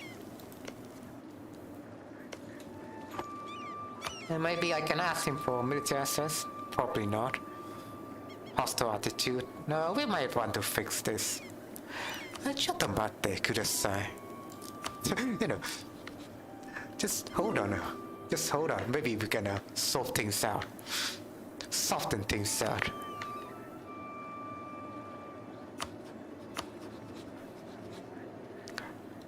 Still spying against them. Do we have any other ally? Kiche, I guess. Kiche is one of their ally. Oh, it's one of their vassals, yeah. It's funny because, I think Kiche could have invaded this guy, right? But now he's independent, I guess.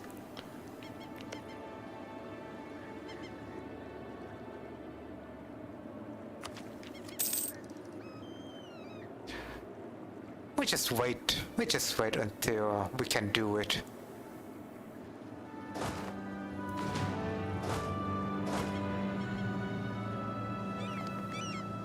Ally. Yeah, I mean that's mostly a problem. Let's just see. We are improving relation with this guy, but it's not really that needed. Probably we will go to war right away. Do you have anything other than that to prepare? Probably not. Or the unrest is pretty bad in this area. We might have some. Oh yeah, I do have some new land, so I need to increase the autonomy, I guess. I kind of forgot about that whole deal.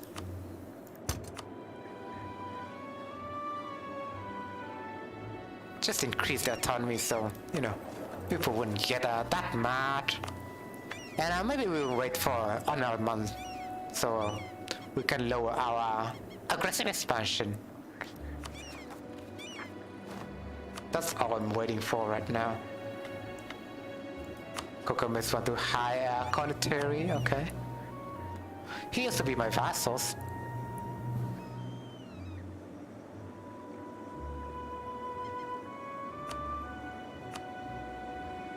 They could pay me some money, but not much, so what's the reason anyway? What's the reason to do that anyway? Oh yeah, I have snake in my province over here as well, so I'm just gonna recall this. Yeah, see how this works in a minute. I'm just gonna snake my way to the coastal provinces, and that's how it will work. I'm just gonna send one over here and abandon this one over there, so you can see that my settler can actually go into this province of Honduras over there, and after he settled himself in Honduras, he can also jump next to next coastal province over in Mosquito, and that's just gonna be the export jumping province from province until you kind of expand further enough, so your jump range wouldn't be that matter, you know.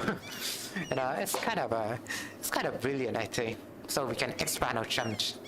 We can expand our jump later on. But I think in a way we would also block. We would also block mosquito from migrating, and that could be an issue. I guess that could be an issue. First, we could sell the province. We could sell the province to them, and they could do more stuff with it.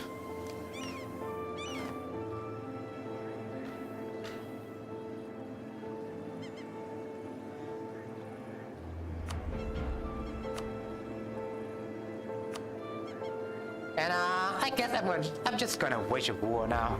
There's no point waiting.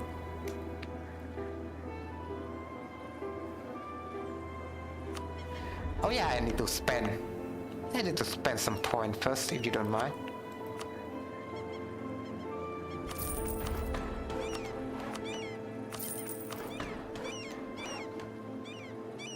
Well, we could expand infrastructure, but no, that's not what I'm gonna do. And can I take this yet? Probably I will take this. If some rebels spawn, I will deal with it. Some rebels did spawn, but well, I did really camp there, so that just screwed them up.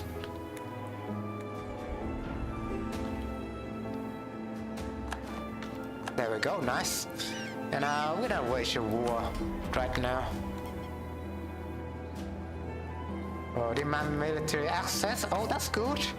I'm about to add this kind of military access, and he's also asking me, so I can move there now. Probably, right?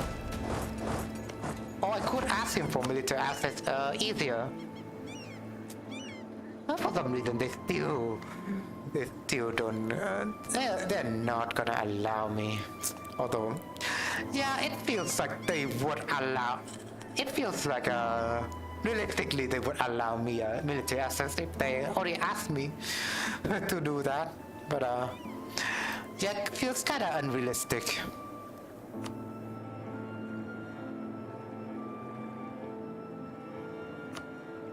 Oh yeah, let's just overwrite this file, honestly.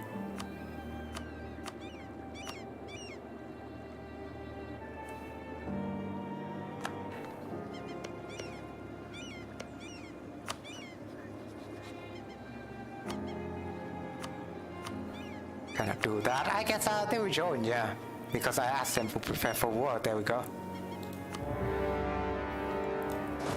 And can I move towards here? I can't. But I can move here, so... Well, that's it. Still can, raid his village and stuff like that. Burn all of them down that way. We'll take Lucas to there, and we'll move other guys to here. Probably. And we're just gonna select Montezuma's to go over here. We can listen to the vanilla music again. Well, I do miss vanilla music from time to time, I think. Even though I feel like Crusader Kings music does a better job with their music. Since they do have like a situational music, they don't really have like a playlist system. Like if you wage war music, the music would instantly transition to war music, and I pretty much prefer a system like that more. It kind of reminds me if you play a game also. If you play games like Age of Empires 3, they also have like transitional music. So, for example, for Age of Empires 3, if you attack their town center, for example, the music kind of change into a different music intensively. So it kind of signals you that somebody is attacking your town center or you are raiding others' town center. So it's pretty smart if you have like transitional music. So it would also kind of it would also give you situational awareness as well. for to pinpoint you exactly what's going on. If there's music, there's like a different music that is playing within the game.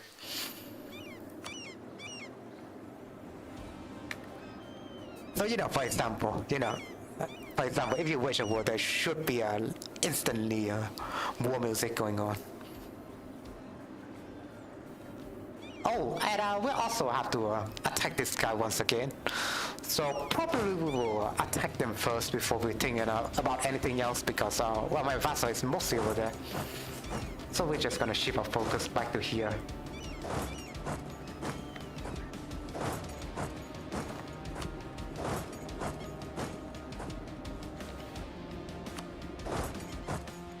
Oh, what did I do?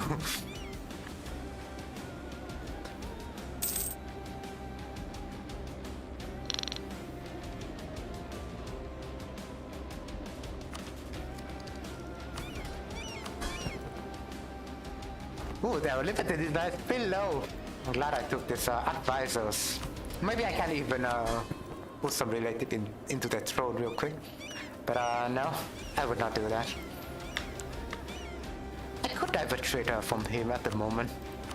So that's what I'm gonna do.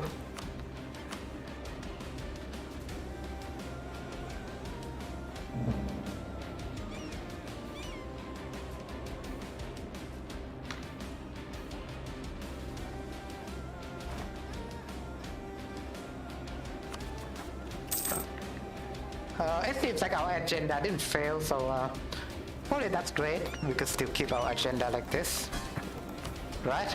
It didn't fail.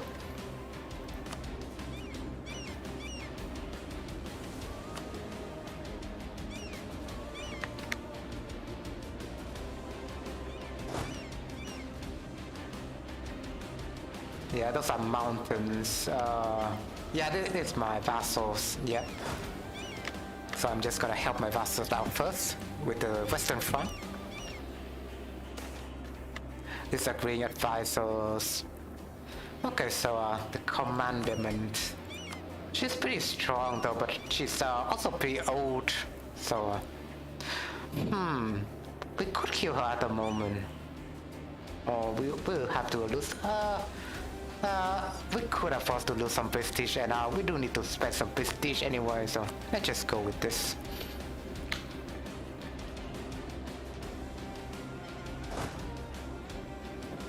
I guess we'll keep them at bay for now. There's also, yeah, it's just him, that's all. We just need to get this guy, and we do have significant troops for it anyways. We surround them. I guess we surround them until they capitulate. Let's just get my vassal to do it, right? Although if I lead the siege, probably I could get some bonus out of it. Like, for example, lower my doom, right?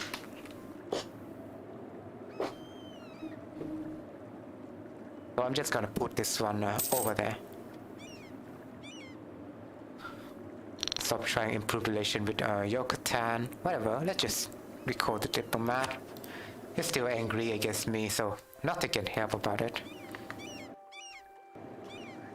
But I guess he'll have a great time trying to take my province, take the province away from me. Also, yeah, I'm building roads in here, but I cannot even call this one province up, so it's a bit of an issue, although we are waging a war against Kanpek right now. So if we win, we can call this province up. But yeah, all over this tension is pretty much rising right now. We could spend the money away, I guess.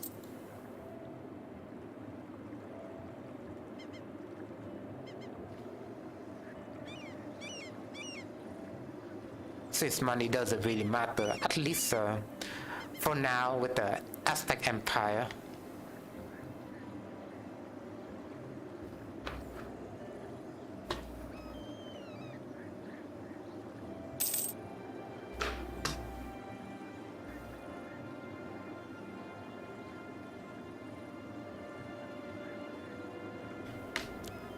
Although my vassal is also leading the charge over here, so Yeah, you can go. You can go. You can go do your stuff, vassals, and I will follow your lead. Maybe you lead the charge this time. What more can I say about it? Also, yeah, it's not my vassal. It's he is my vassal. No, he's not my vassal. So it still belongs to me. I mean, it still belongs to him when he occupies it. Duchy of Tonala. Oh yeah, it's my vassal's occupant, and that's what my war ally is giving to me.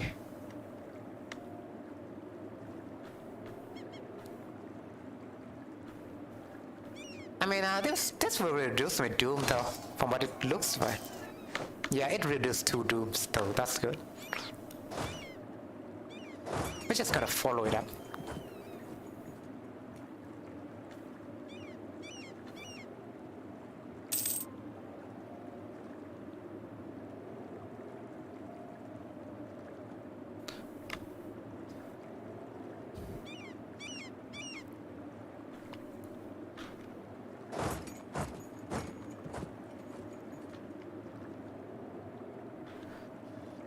To some degree, chasing them is a good idea, you know.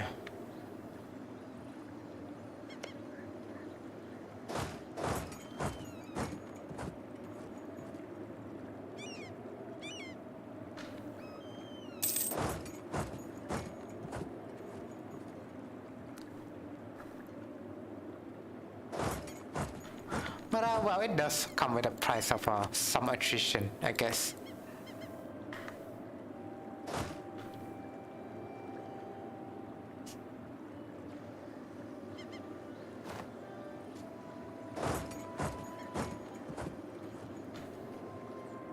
And so, while this one is already taken care of, so I'm just gonna move my troop to here.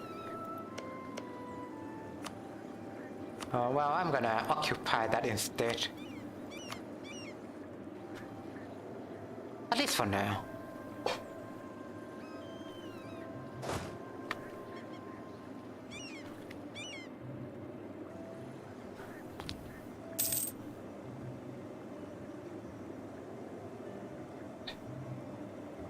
Well, we could totally destroy them in this province, I see. If they manage to retreat over there.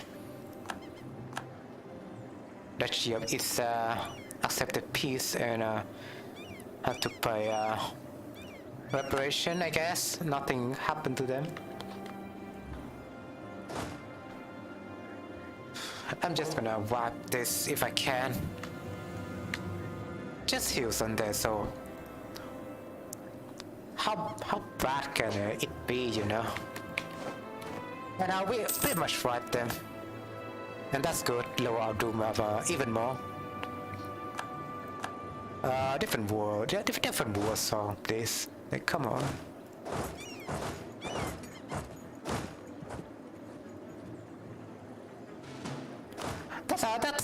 That's what I don't like about the music player. It doesn't really play appropriate music from time to time.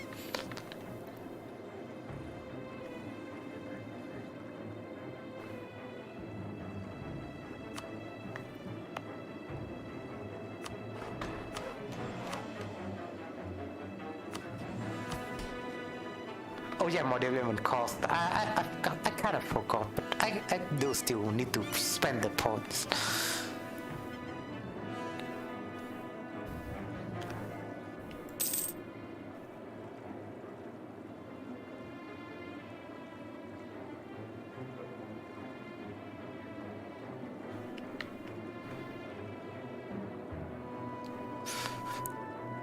Well, we're just gonna leave the truth for it, you know.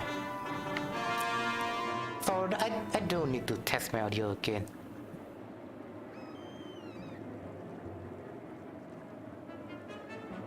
Yeah, my audio is still working.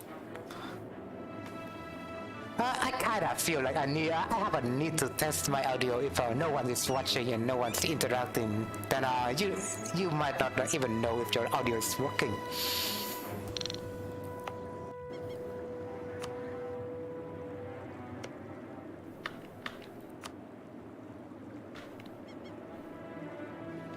So I'm gonna hop this up to this province right away.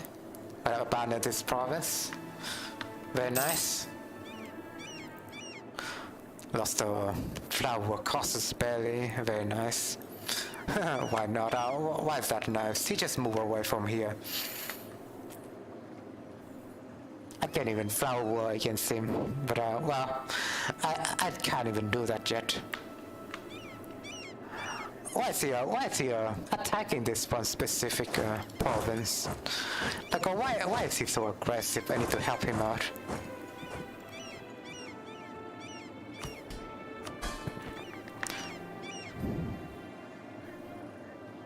Let's just help him out.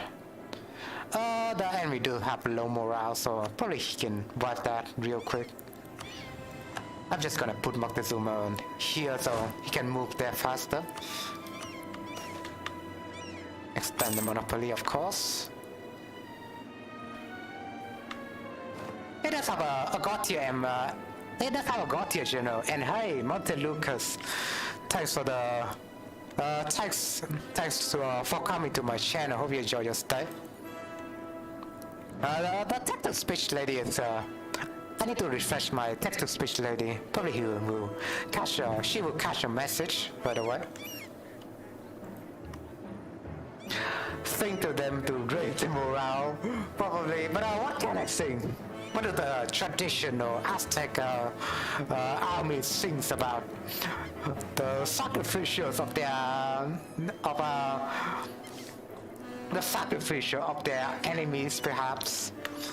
Just singing about we kill them and we sacrifice them to the sun god, and gonna make example out of them.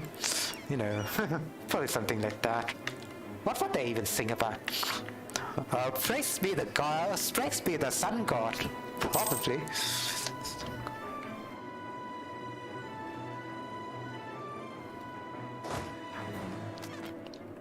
But yeah, we're just gonna chase this guy. You know, those are from our free 4.1 thousands men that we can capture for the sun god right now. So we better gotta jump right into it, you know. It's just free 4.1k civil 4.1k pupils ready to be sacrificed. So better jump on that real quick. Cities demands outright. As we look to centralize the state, we inevitably infringe on the autonomy of the urban dwellers who have always existed under a different code of rules than their rural brethren. The cities actively resist pressure to be brought under more uniform rules and regulations, and demand that their outright be respected.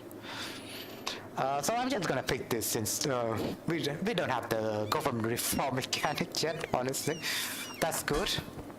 Thank you, random event, very cool. Yeah, that's for free 4.1k men. And we'll also use our friendly troops corps as well for the sacrifice, because why not? It's just free a free cause for more than 4k to be sacrificed, you know?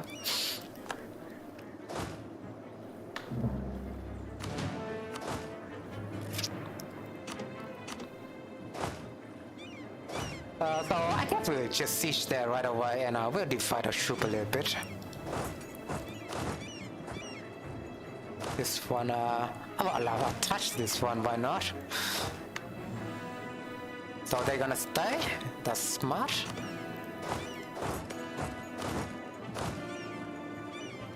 Also, while you were away, Monte Lucas, I kinda expand myself into this western provinces, since for some reason western pupils kinda got aggressive on me.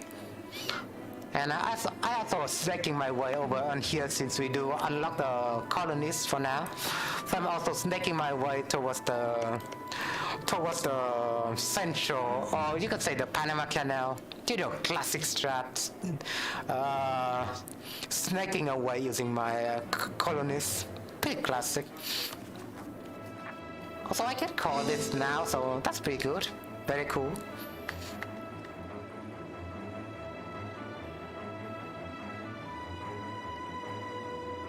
I cannot call this for some reason. Oh, I did call this. Well, if you haven't played this game, honestly, I don't know. I don't have anything else to say, other than you know, some strat are pretty cheeky. Some strategy are pretty cheeky. Like if you use your monks to convert mangonels, probably some cheeky strat like that. If you can compare to Age of Empires.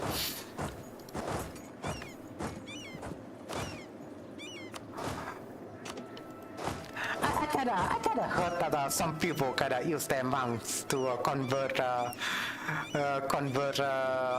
Victoria to their side, and I guess that's pretty cheeky. You do have free Victoria, but I guess it will take some population cap away, right?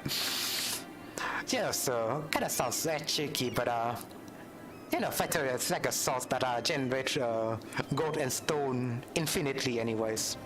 And you might probably want them in the late game.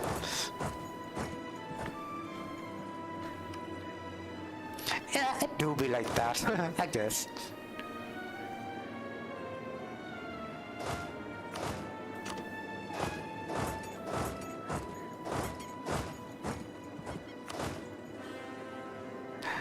A lot of things to micro with this game, like Age of Empires 2.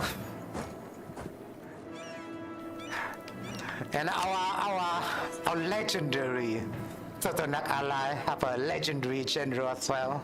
It's pretty good, and I will use him.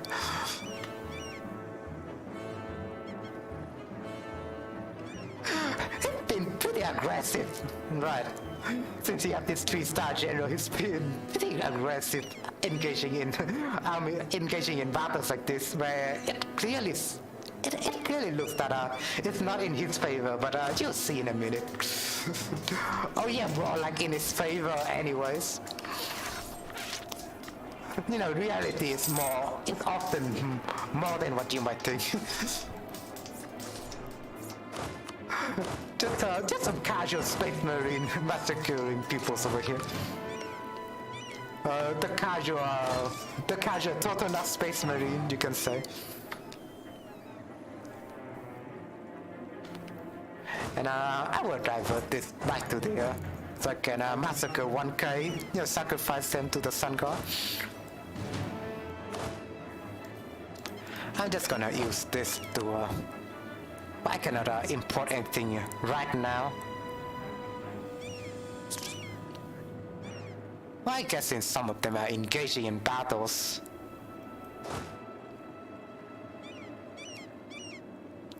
One of the armies around there somewhere. Oh yeah, this army, I guess.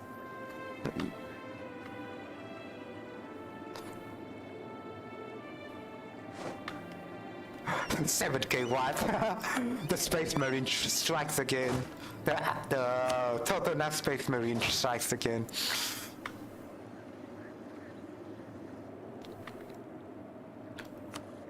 Okay, now this is over, so I'm just gonna move my troop back to here, maybe.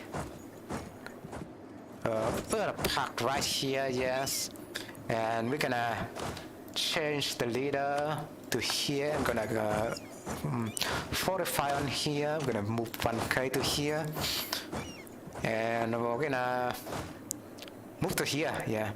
We'll move to here first, maybe, and then we'll move, you know, just to here. I'm gonna move from place to place, you know. Just I guess smaller conquests here and there. Kinda like, oh no, 1K, 1,000 of their enemies gonna get sacrificed to us. What can we do? We're just gonna take them, like how we take free things out of Walmart. Gonna take free stuff out of the Mayans Walmart over there. I guess they have a lot of free offerings to us.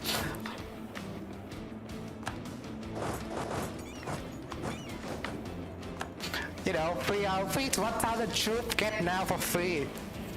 Why not?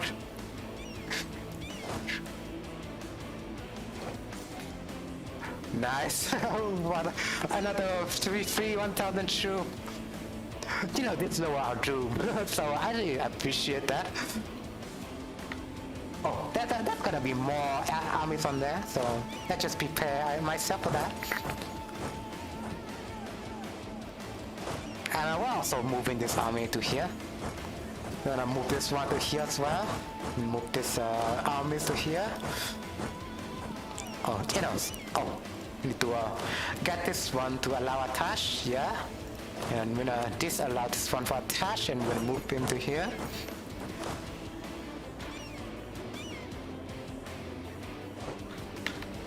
Come on, wipe them out, yeah, wipe them out. Wipe them all out. Really do enjoy looking at stuff like that, you know. Proper war crime, I would say. Yeah, witnessing historical war crime, so to say. Come on, come on. Just give me the war crime I want.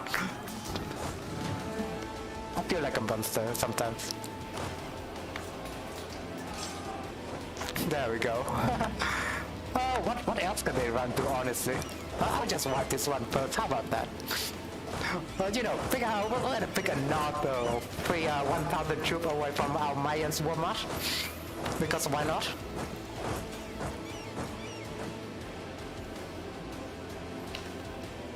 And I'm gonna turn this province to my province, bitch.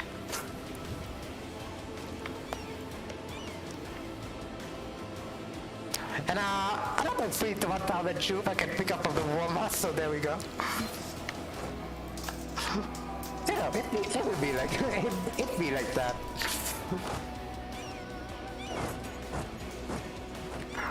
That's nice. Another 1,000 troops, and we're gonna engage this one. Another 8,000 troops, which are on more low morale, I might add.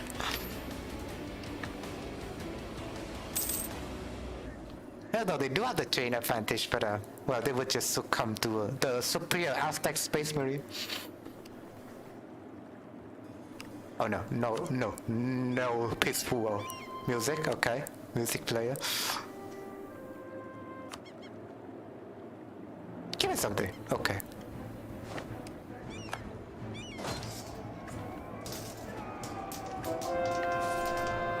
Nice. Things are going according to the plan, as Mr. Putin says.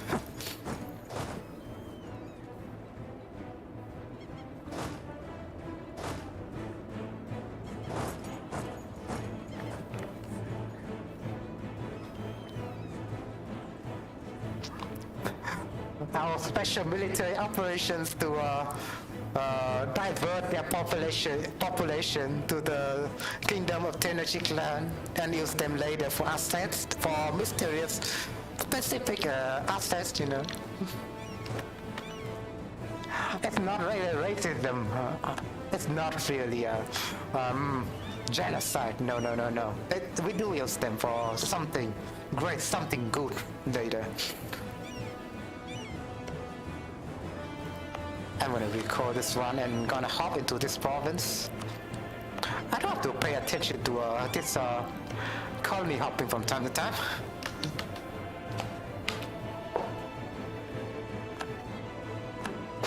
Nice. We're massacring them. And I'm just gonna call here. I'm just gonna call my troops there. Gonna wipe this one out. And then we move on to the 6.4K over there.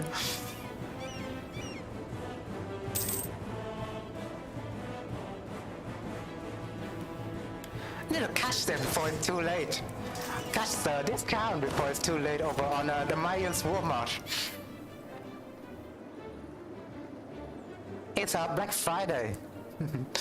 Although it's more like a Black Thursday, but still, I was pretty close on that.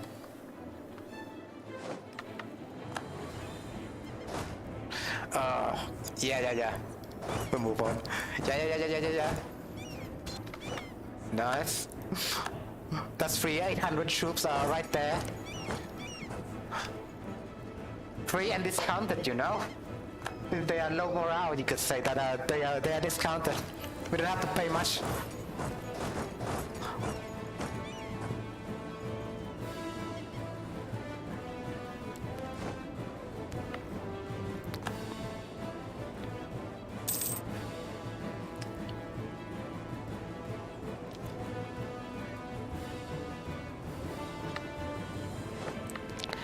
Nice. But can we move on? We need to finish this real quick. My doom is lowering, so that's good. That's some good progress right there. Well, we don't want to get out the doom above 50, I would say.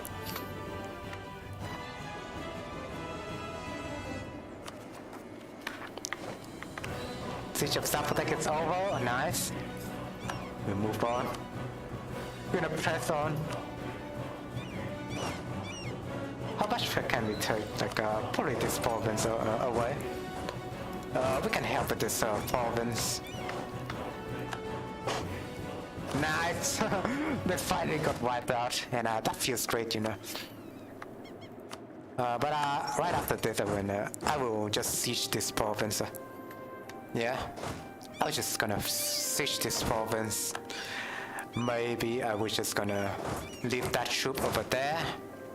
I will leave this troop over there, and I will just gonna put my troop over there.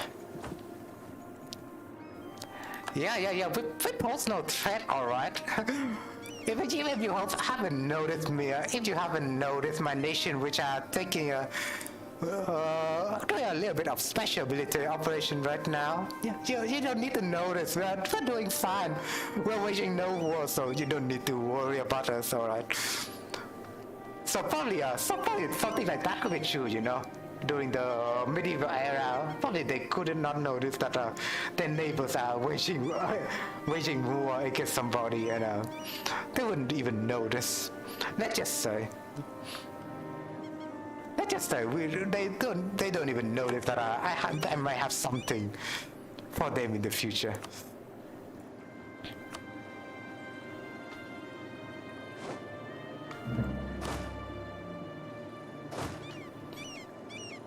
But yeah, honestly, I would appreciate if you are. Oh, I don't really appreciate that, but never mind. Also, Monte Lucas, if you're still watching, are you still there? Monte Lucas, haven't seen your name on the Twitch. The Twitch people who are watching me. So, I was having some question for you. Although it's not really like a question, it's just that I kind of forgot about something.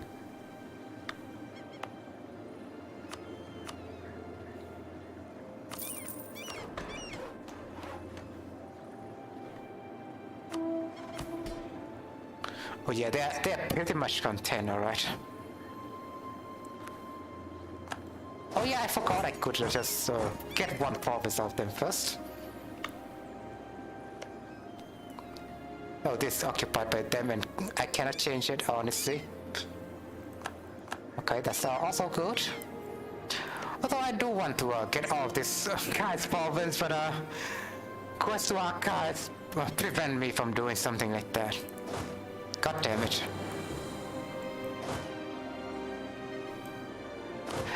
That's all I'm asking for, honestly. Like, can you just change it into my province?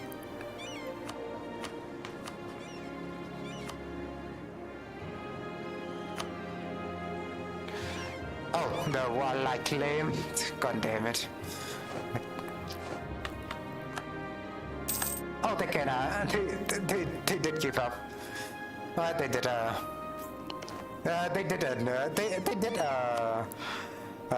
unconditionally surrender. Alright, but I'm just gonna take this province away first. So I guess I was just gonna vassal this guy instead of just annexing him. Sadly, I will have to do that instead.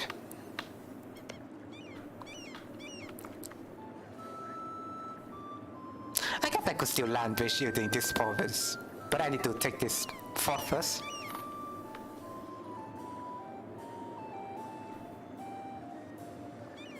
But that's great, you know. We finally have some room to spare.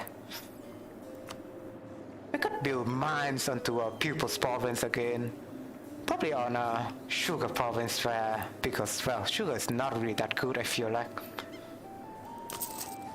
So we're gonna build some sugar on Matlansitka land. Because why not? Well, we want to exploit the people of Matlansitka in the future.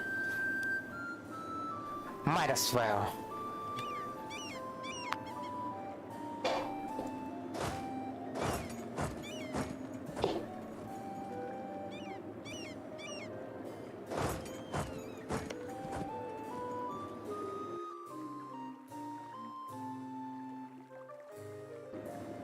It's pretty much peaceful already, but still.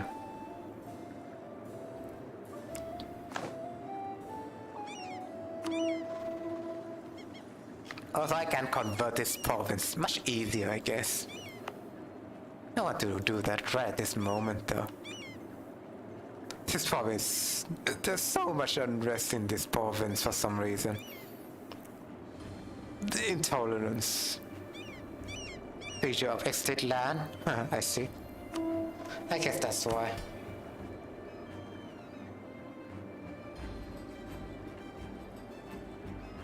We might want to watch if they're gonna revolt. And yeah, with that out of the way, let's just get a peace deal. Oh, not until I do this first. Maybe we want to jump over here, yes. There we go.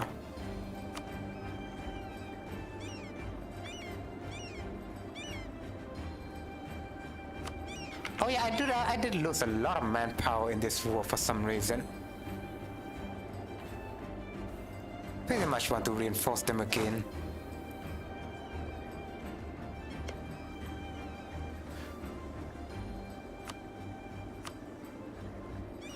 So that's what I'm gonna do. I'm just gonna vassalize Zapotec. Oh, I can pillage the capital, but to who exactly? This guy? But who is this purple guy? It's just this guy. But maybe I just annex his province instead, and just gonna waste stage that way, you know. Excuse my pronunciation.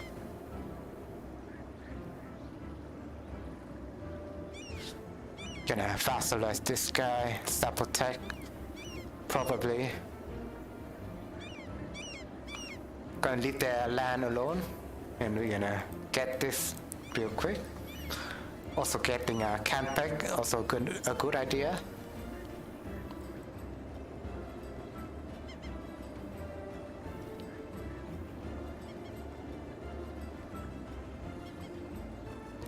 So I don't know if this guy gonna be mad about me taking land. Probably not, since I do want to vassalize him later. Probably not. They're also my ally, so I don't know. Probably it would not even be that big of an issue, but I could higher his trust with me, and that is the strategy. Just before I take any land. You know, trust me on things, you know.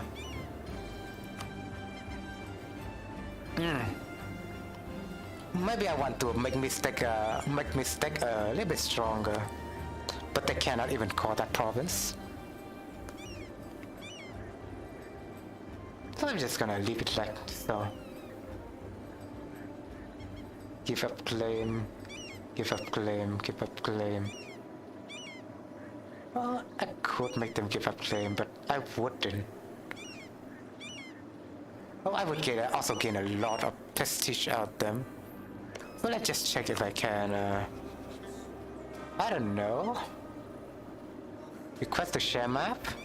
Oh, I already know all the region, honestly. How about this guy? Do he know about me? Probably not. What else can I do about prestige? Probably I can placate one of them. So probably this guy, for example, just gonna placate them. Yeah.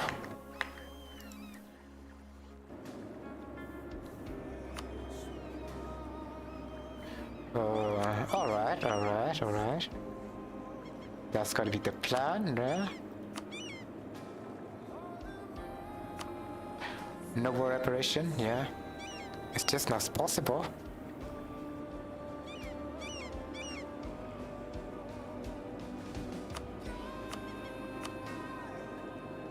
And with each war, it doesn't really cost me diplomatic power, you know. Flower CB is pretty good. You would say.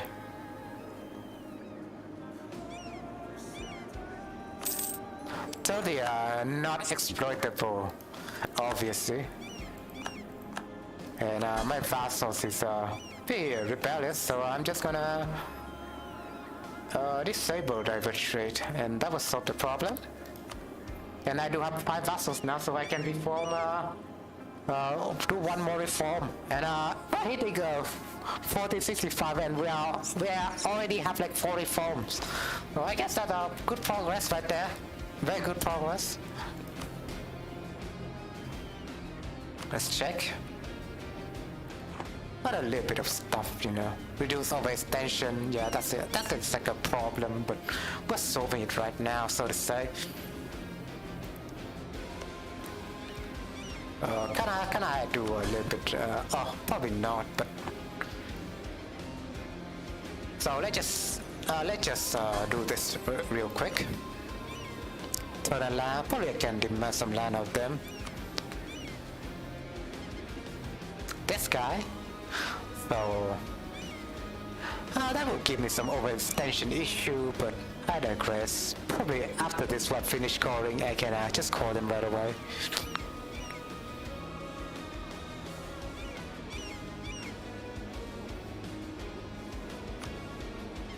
So I would just save. Do one more save, you know, just to be careful.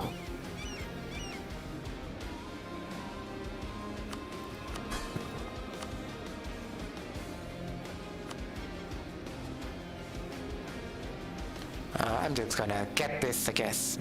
Gotta get this, or if you want to make friend with this guy, get this province, but well, it's a bit more complicated than that, because I cannot call them. So I'm just gonna get this thing right here. Can I at least call it? Yeah, I can, so let's just do it real quick. Give it some autonomy as well.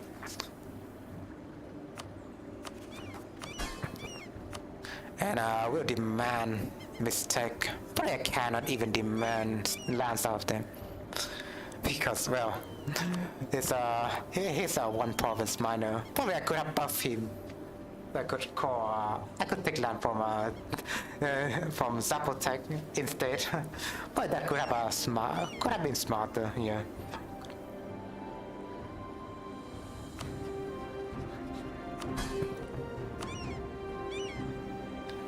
Move Sisan out of Atlantic as well. But before that, let's see if I can exploit. I can, so yeah. Don't do that yet, but I exploit them first. Makes it sound smart. Definitely sounds smarter. So who am I gonna exploit first? This guy.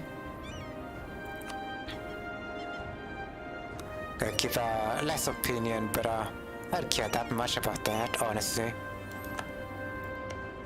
There we go. And about this land, we can also do that as well. So why not?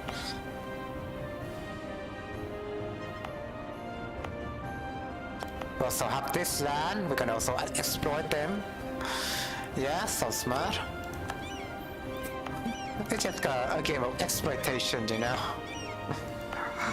That's what the Aztec do historically as well. You know, they have a lot of tributary state. If you watch the historical video with me, you would realize that the Aztec historically have a lot of tributary state. But you can see there's some sort of tribute system, you know. They're exploiting their land, you know. That part of tributary, anyways.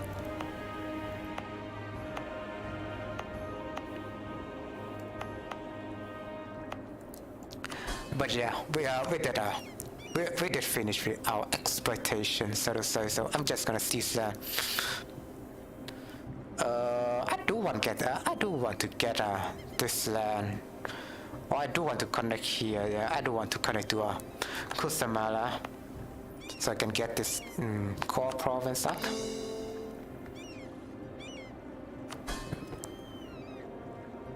And for Kolima,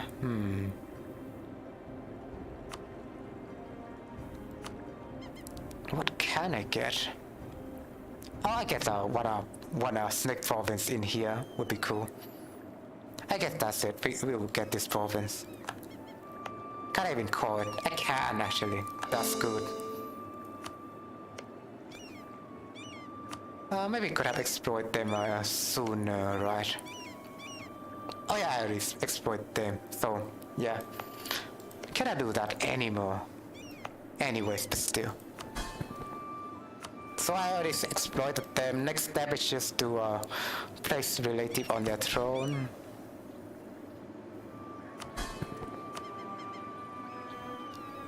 We could wait another war, I feel like. Since our war is now pretty short, so we can just do it quick.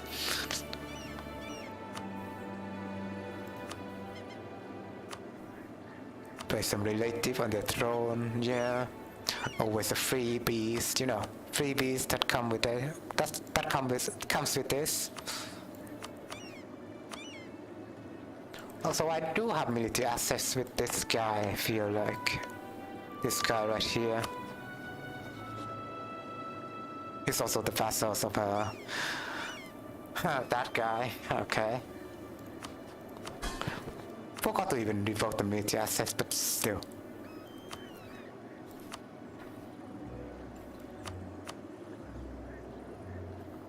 Yeah. God damn it, ants. Not again. The ants are really thirsty around my apartment for some reason.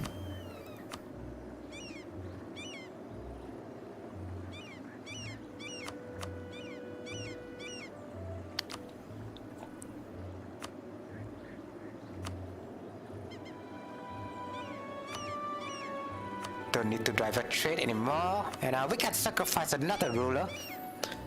Although I didn't really just recently do that, so well, maybe we'll skip. We'll skip for now. We'll skip sacrificing for now.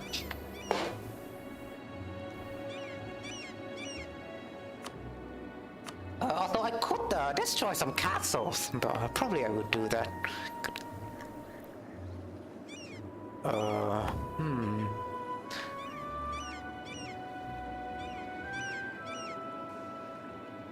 Do have the province here. Oh yeah, I do have mines over here, but now I have to pay for it. God damn it. Probably right.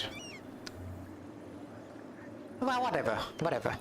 I can pay for the mines. Why not? Do have mines building up on here, but now I have to pay for it.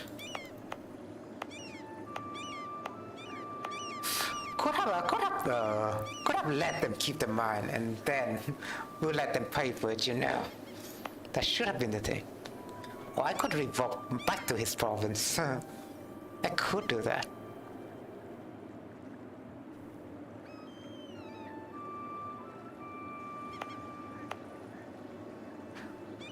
But who cares? I'm about to connect my land anyway.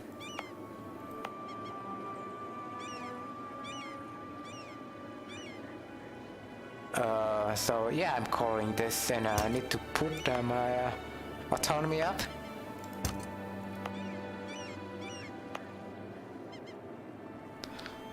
And nothing else, so I'm just gonna save before I reform.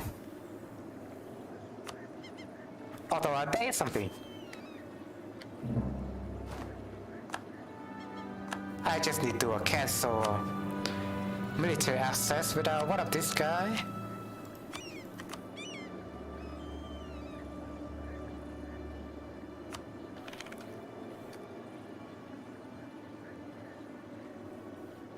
And I will reform right away. Maybe it's the key costs.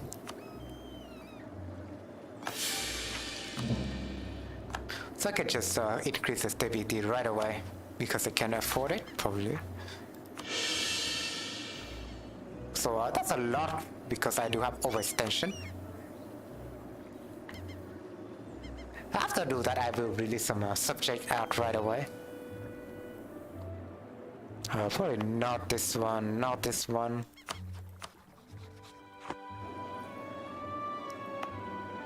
But I will release the Solid Kingdom real quick.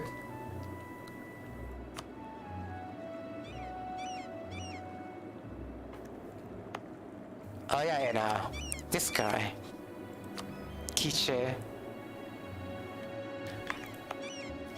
Have I called this? I recall this, and I recall stuff over here maybe. This thing. I cannot call this right now. But I'm about to release this guy, and maybe I can attack its. I don't know. That could be a strategy.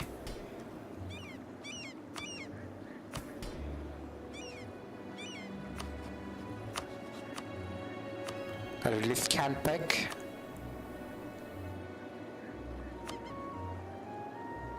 Gonna release Kiche.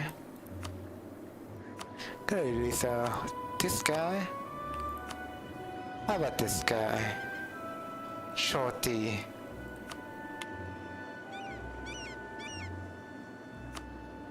Oh, he's here, so I don't really want to release him for now.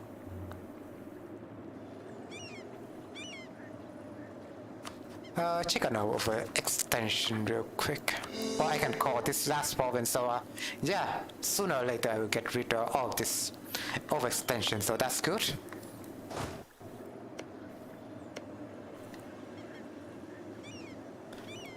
But yeah, I will call today's stream. I will just say, I will just call today's stream to be over, so thanks everyone for coming to the stream today. Hope you enjoy your stay, and I just gotta manage my Aztec to be a little bit better for the next stream. So with that out of the way, if you enjoy today's content, you could always leave a like and subscribe to my channel if you want more strategy game content. And we did a lot of significant progress with the Aztec kingdom, you know, so we'll continue it in the next episode. But for now, this has been me playing through Europa Universalis 4. Hope you enjoyed, and with that out of the way, as always, humanity first. Stay safe, everybody.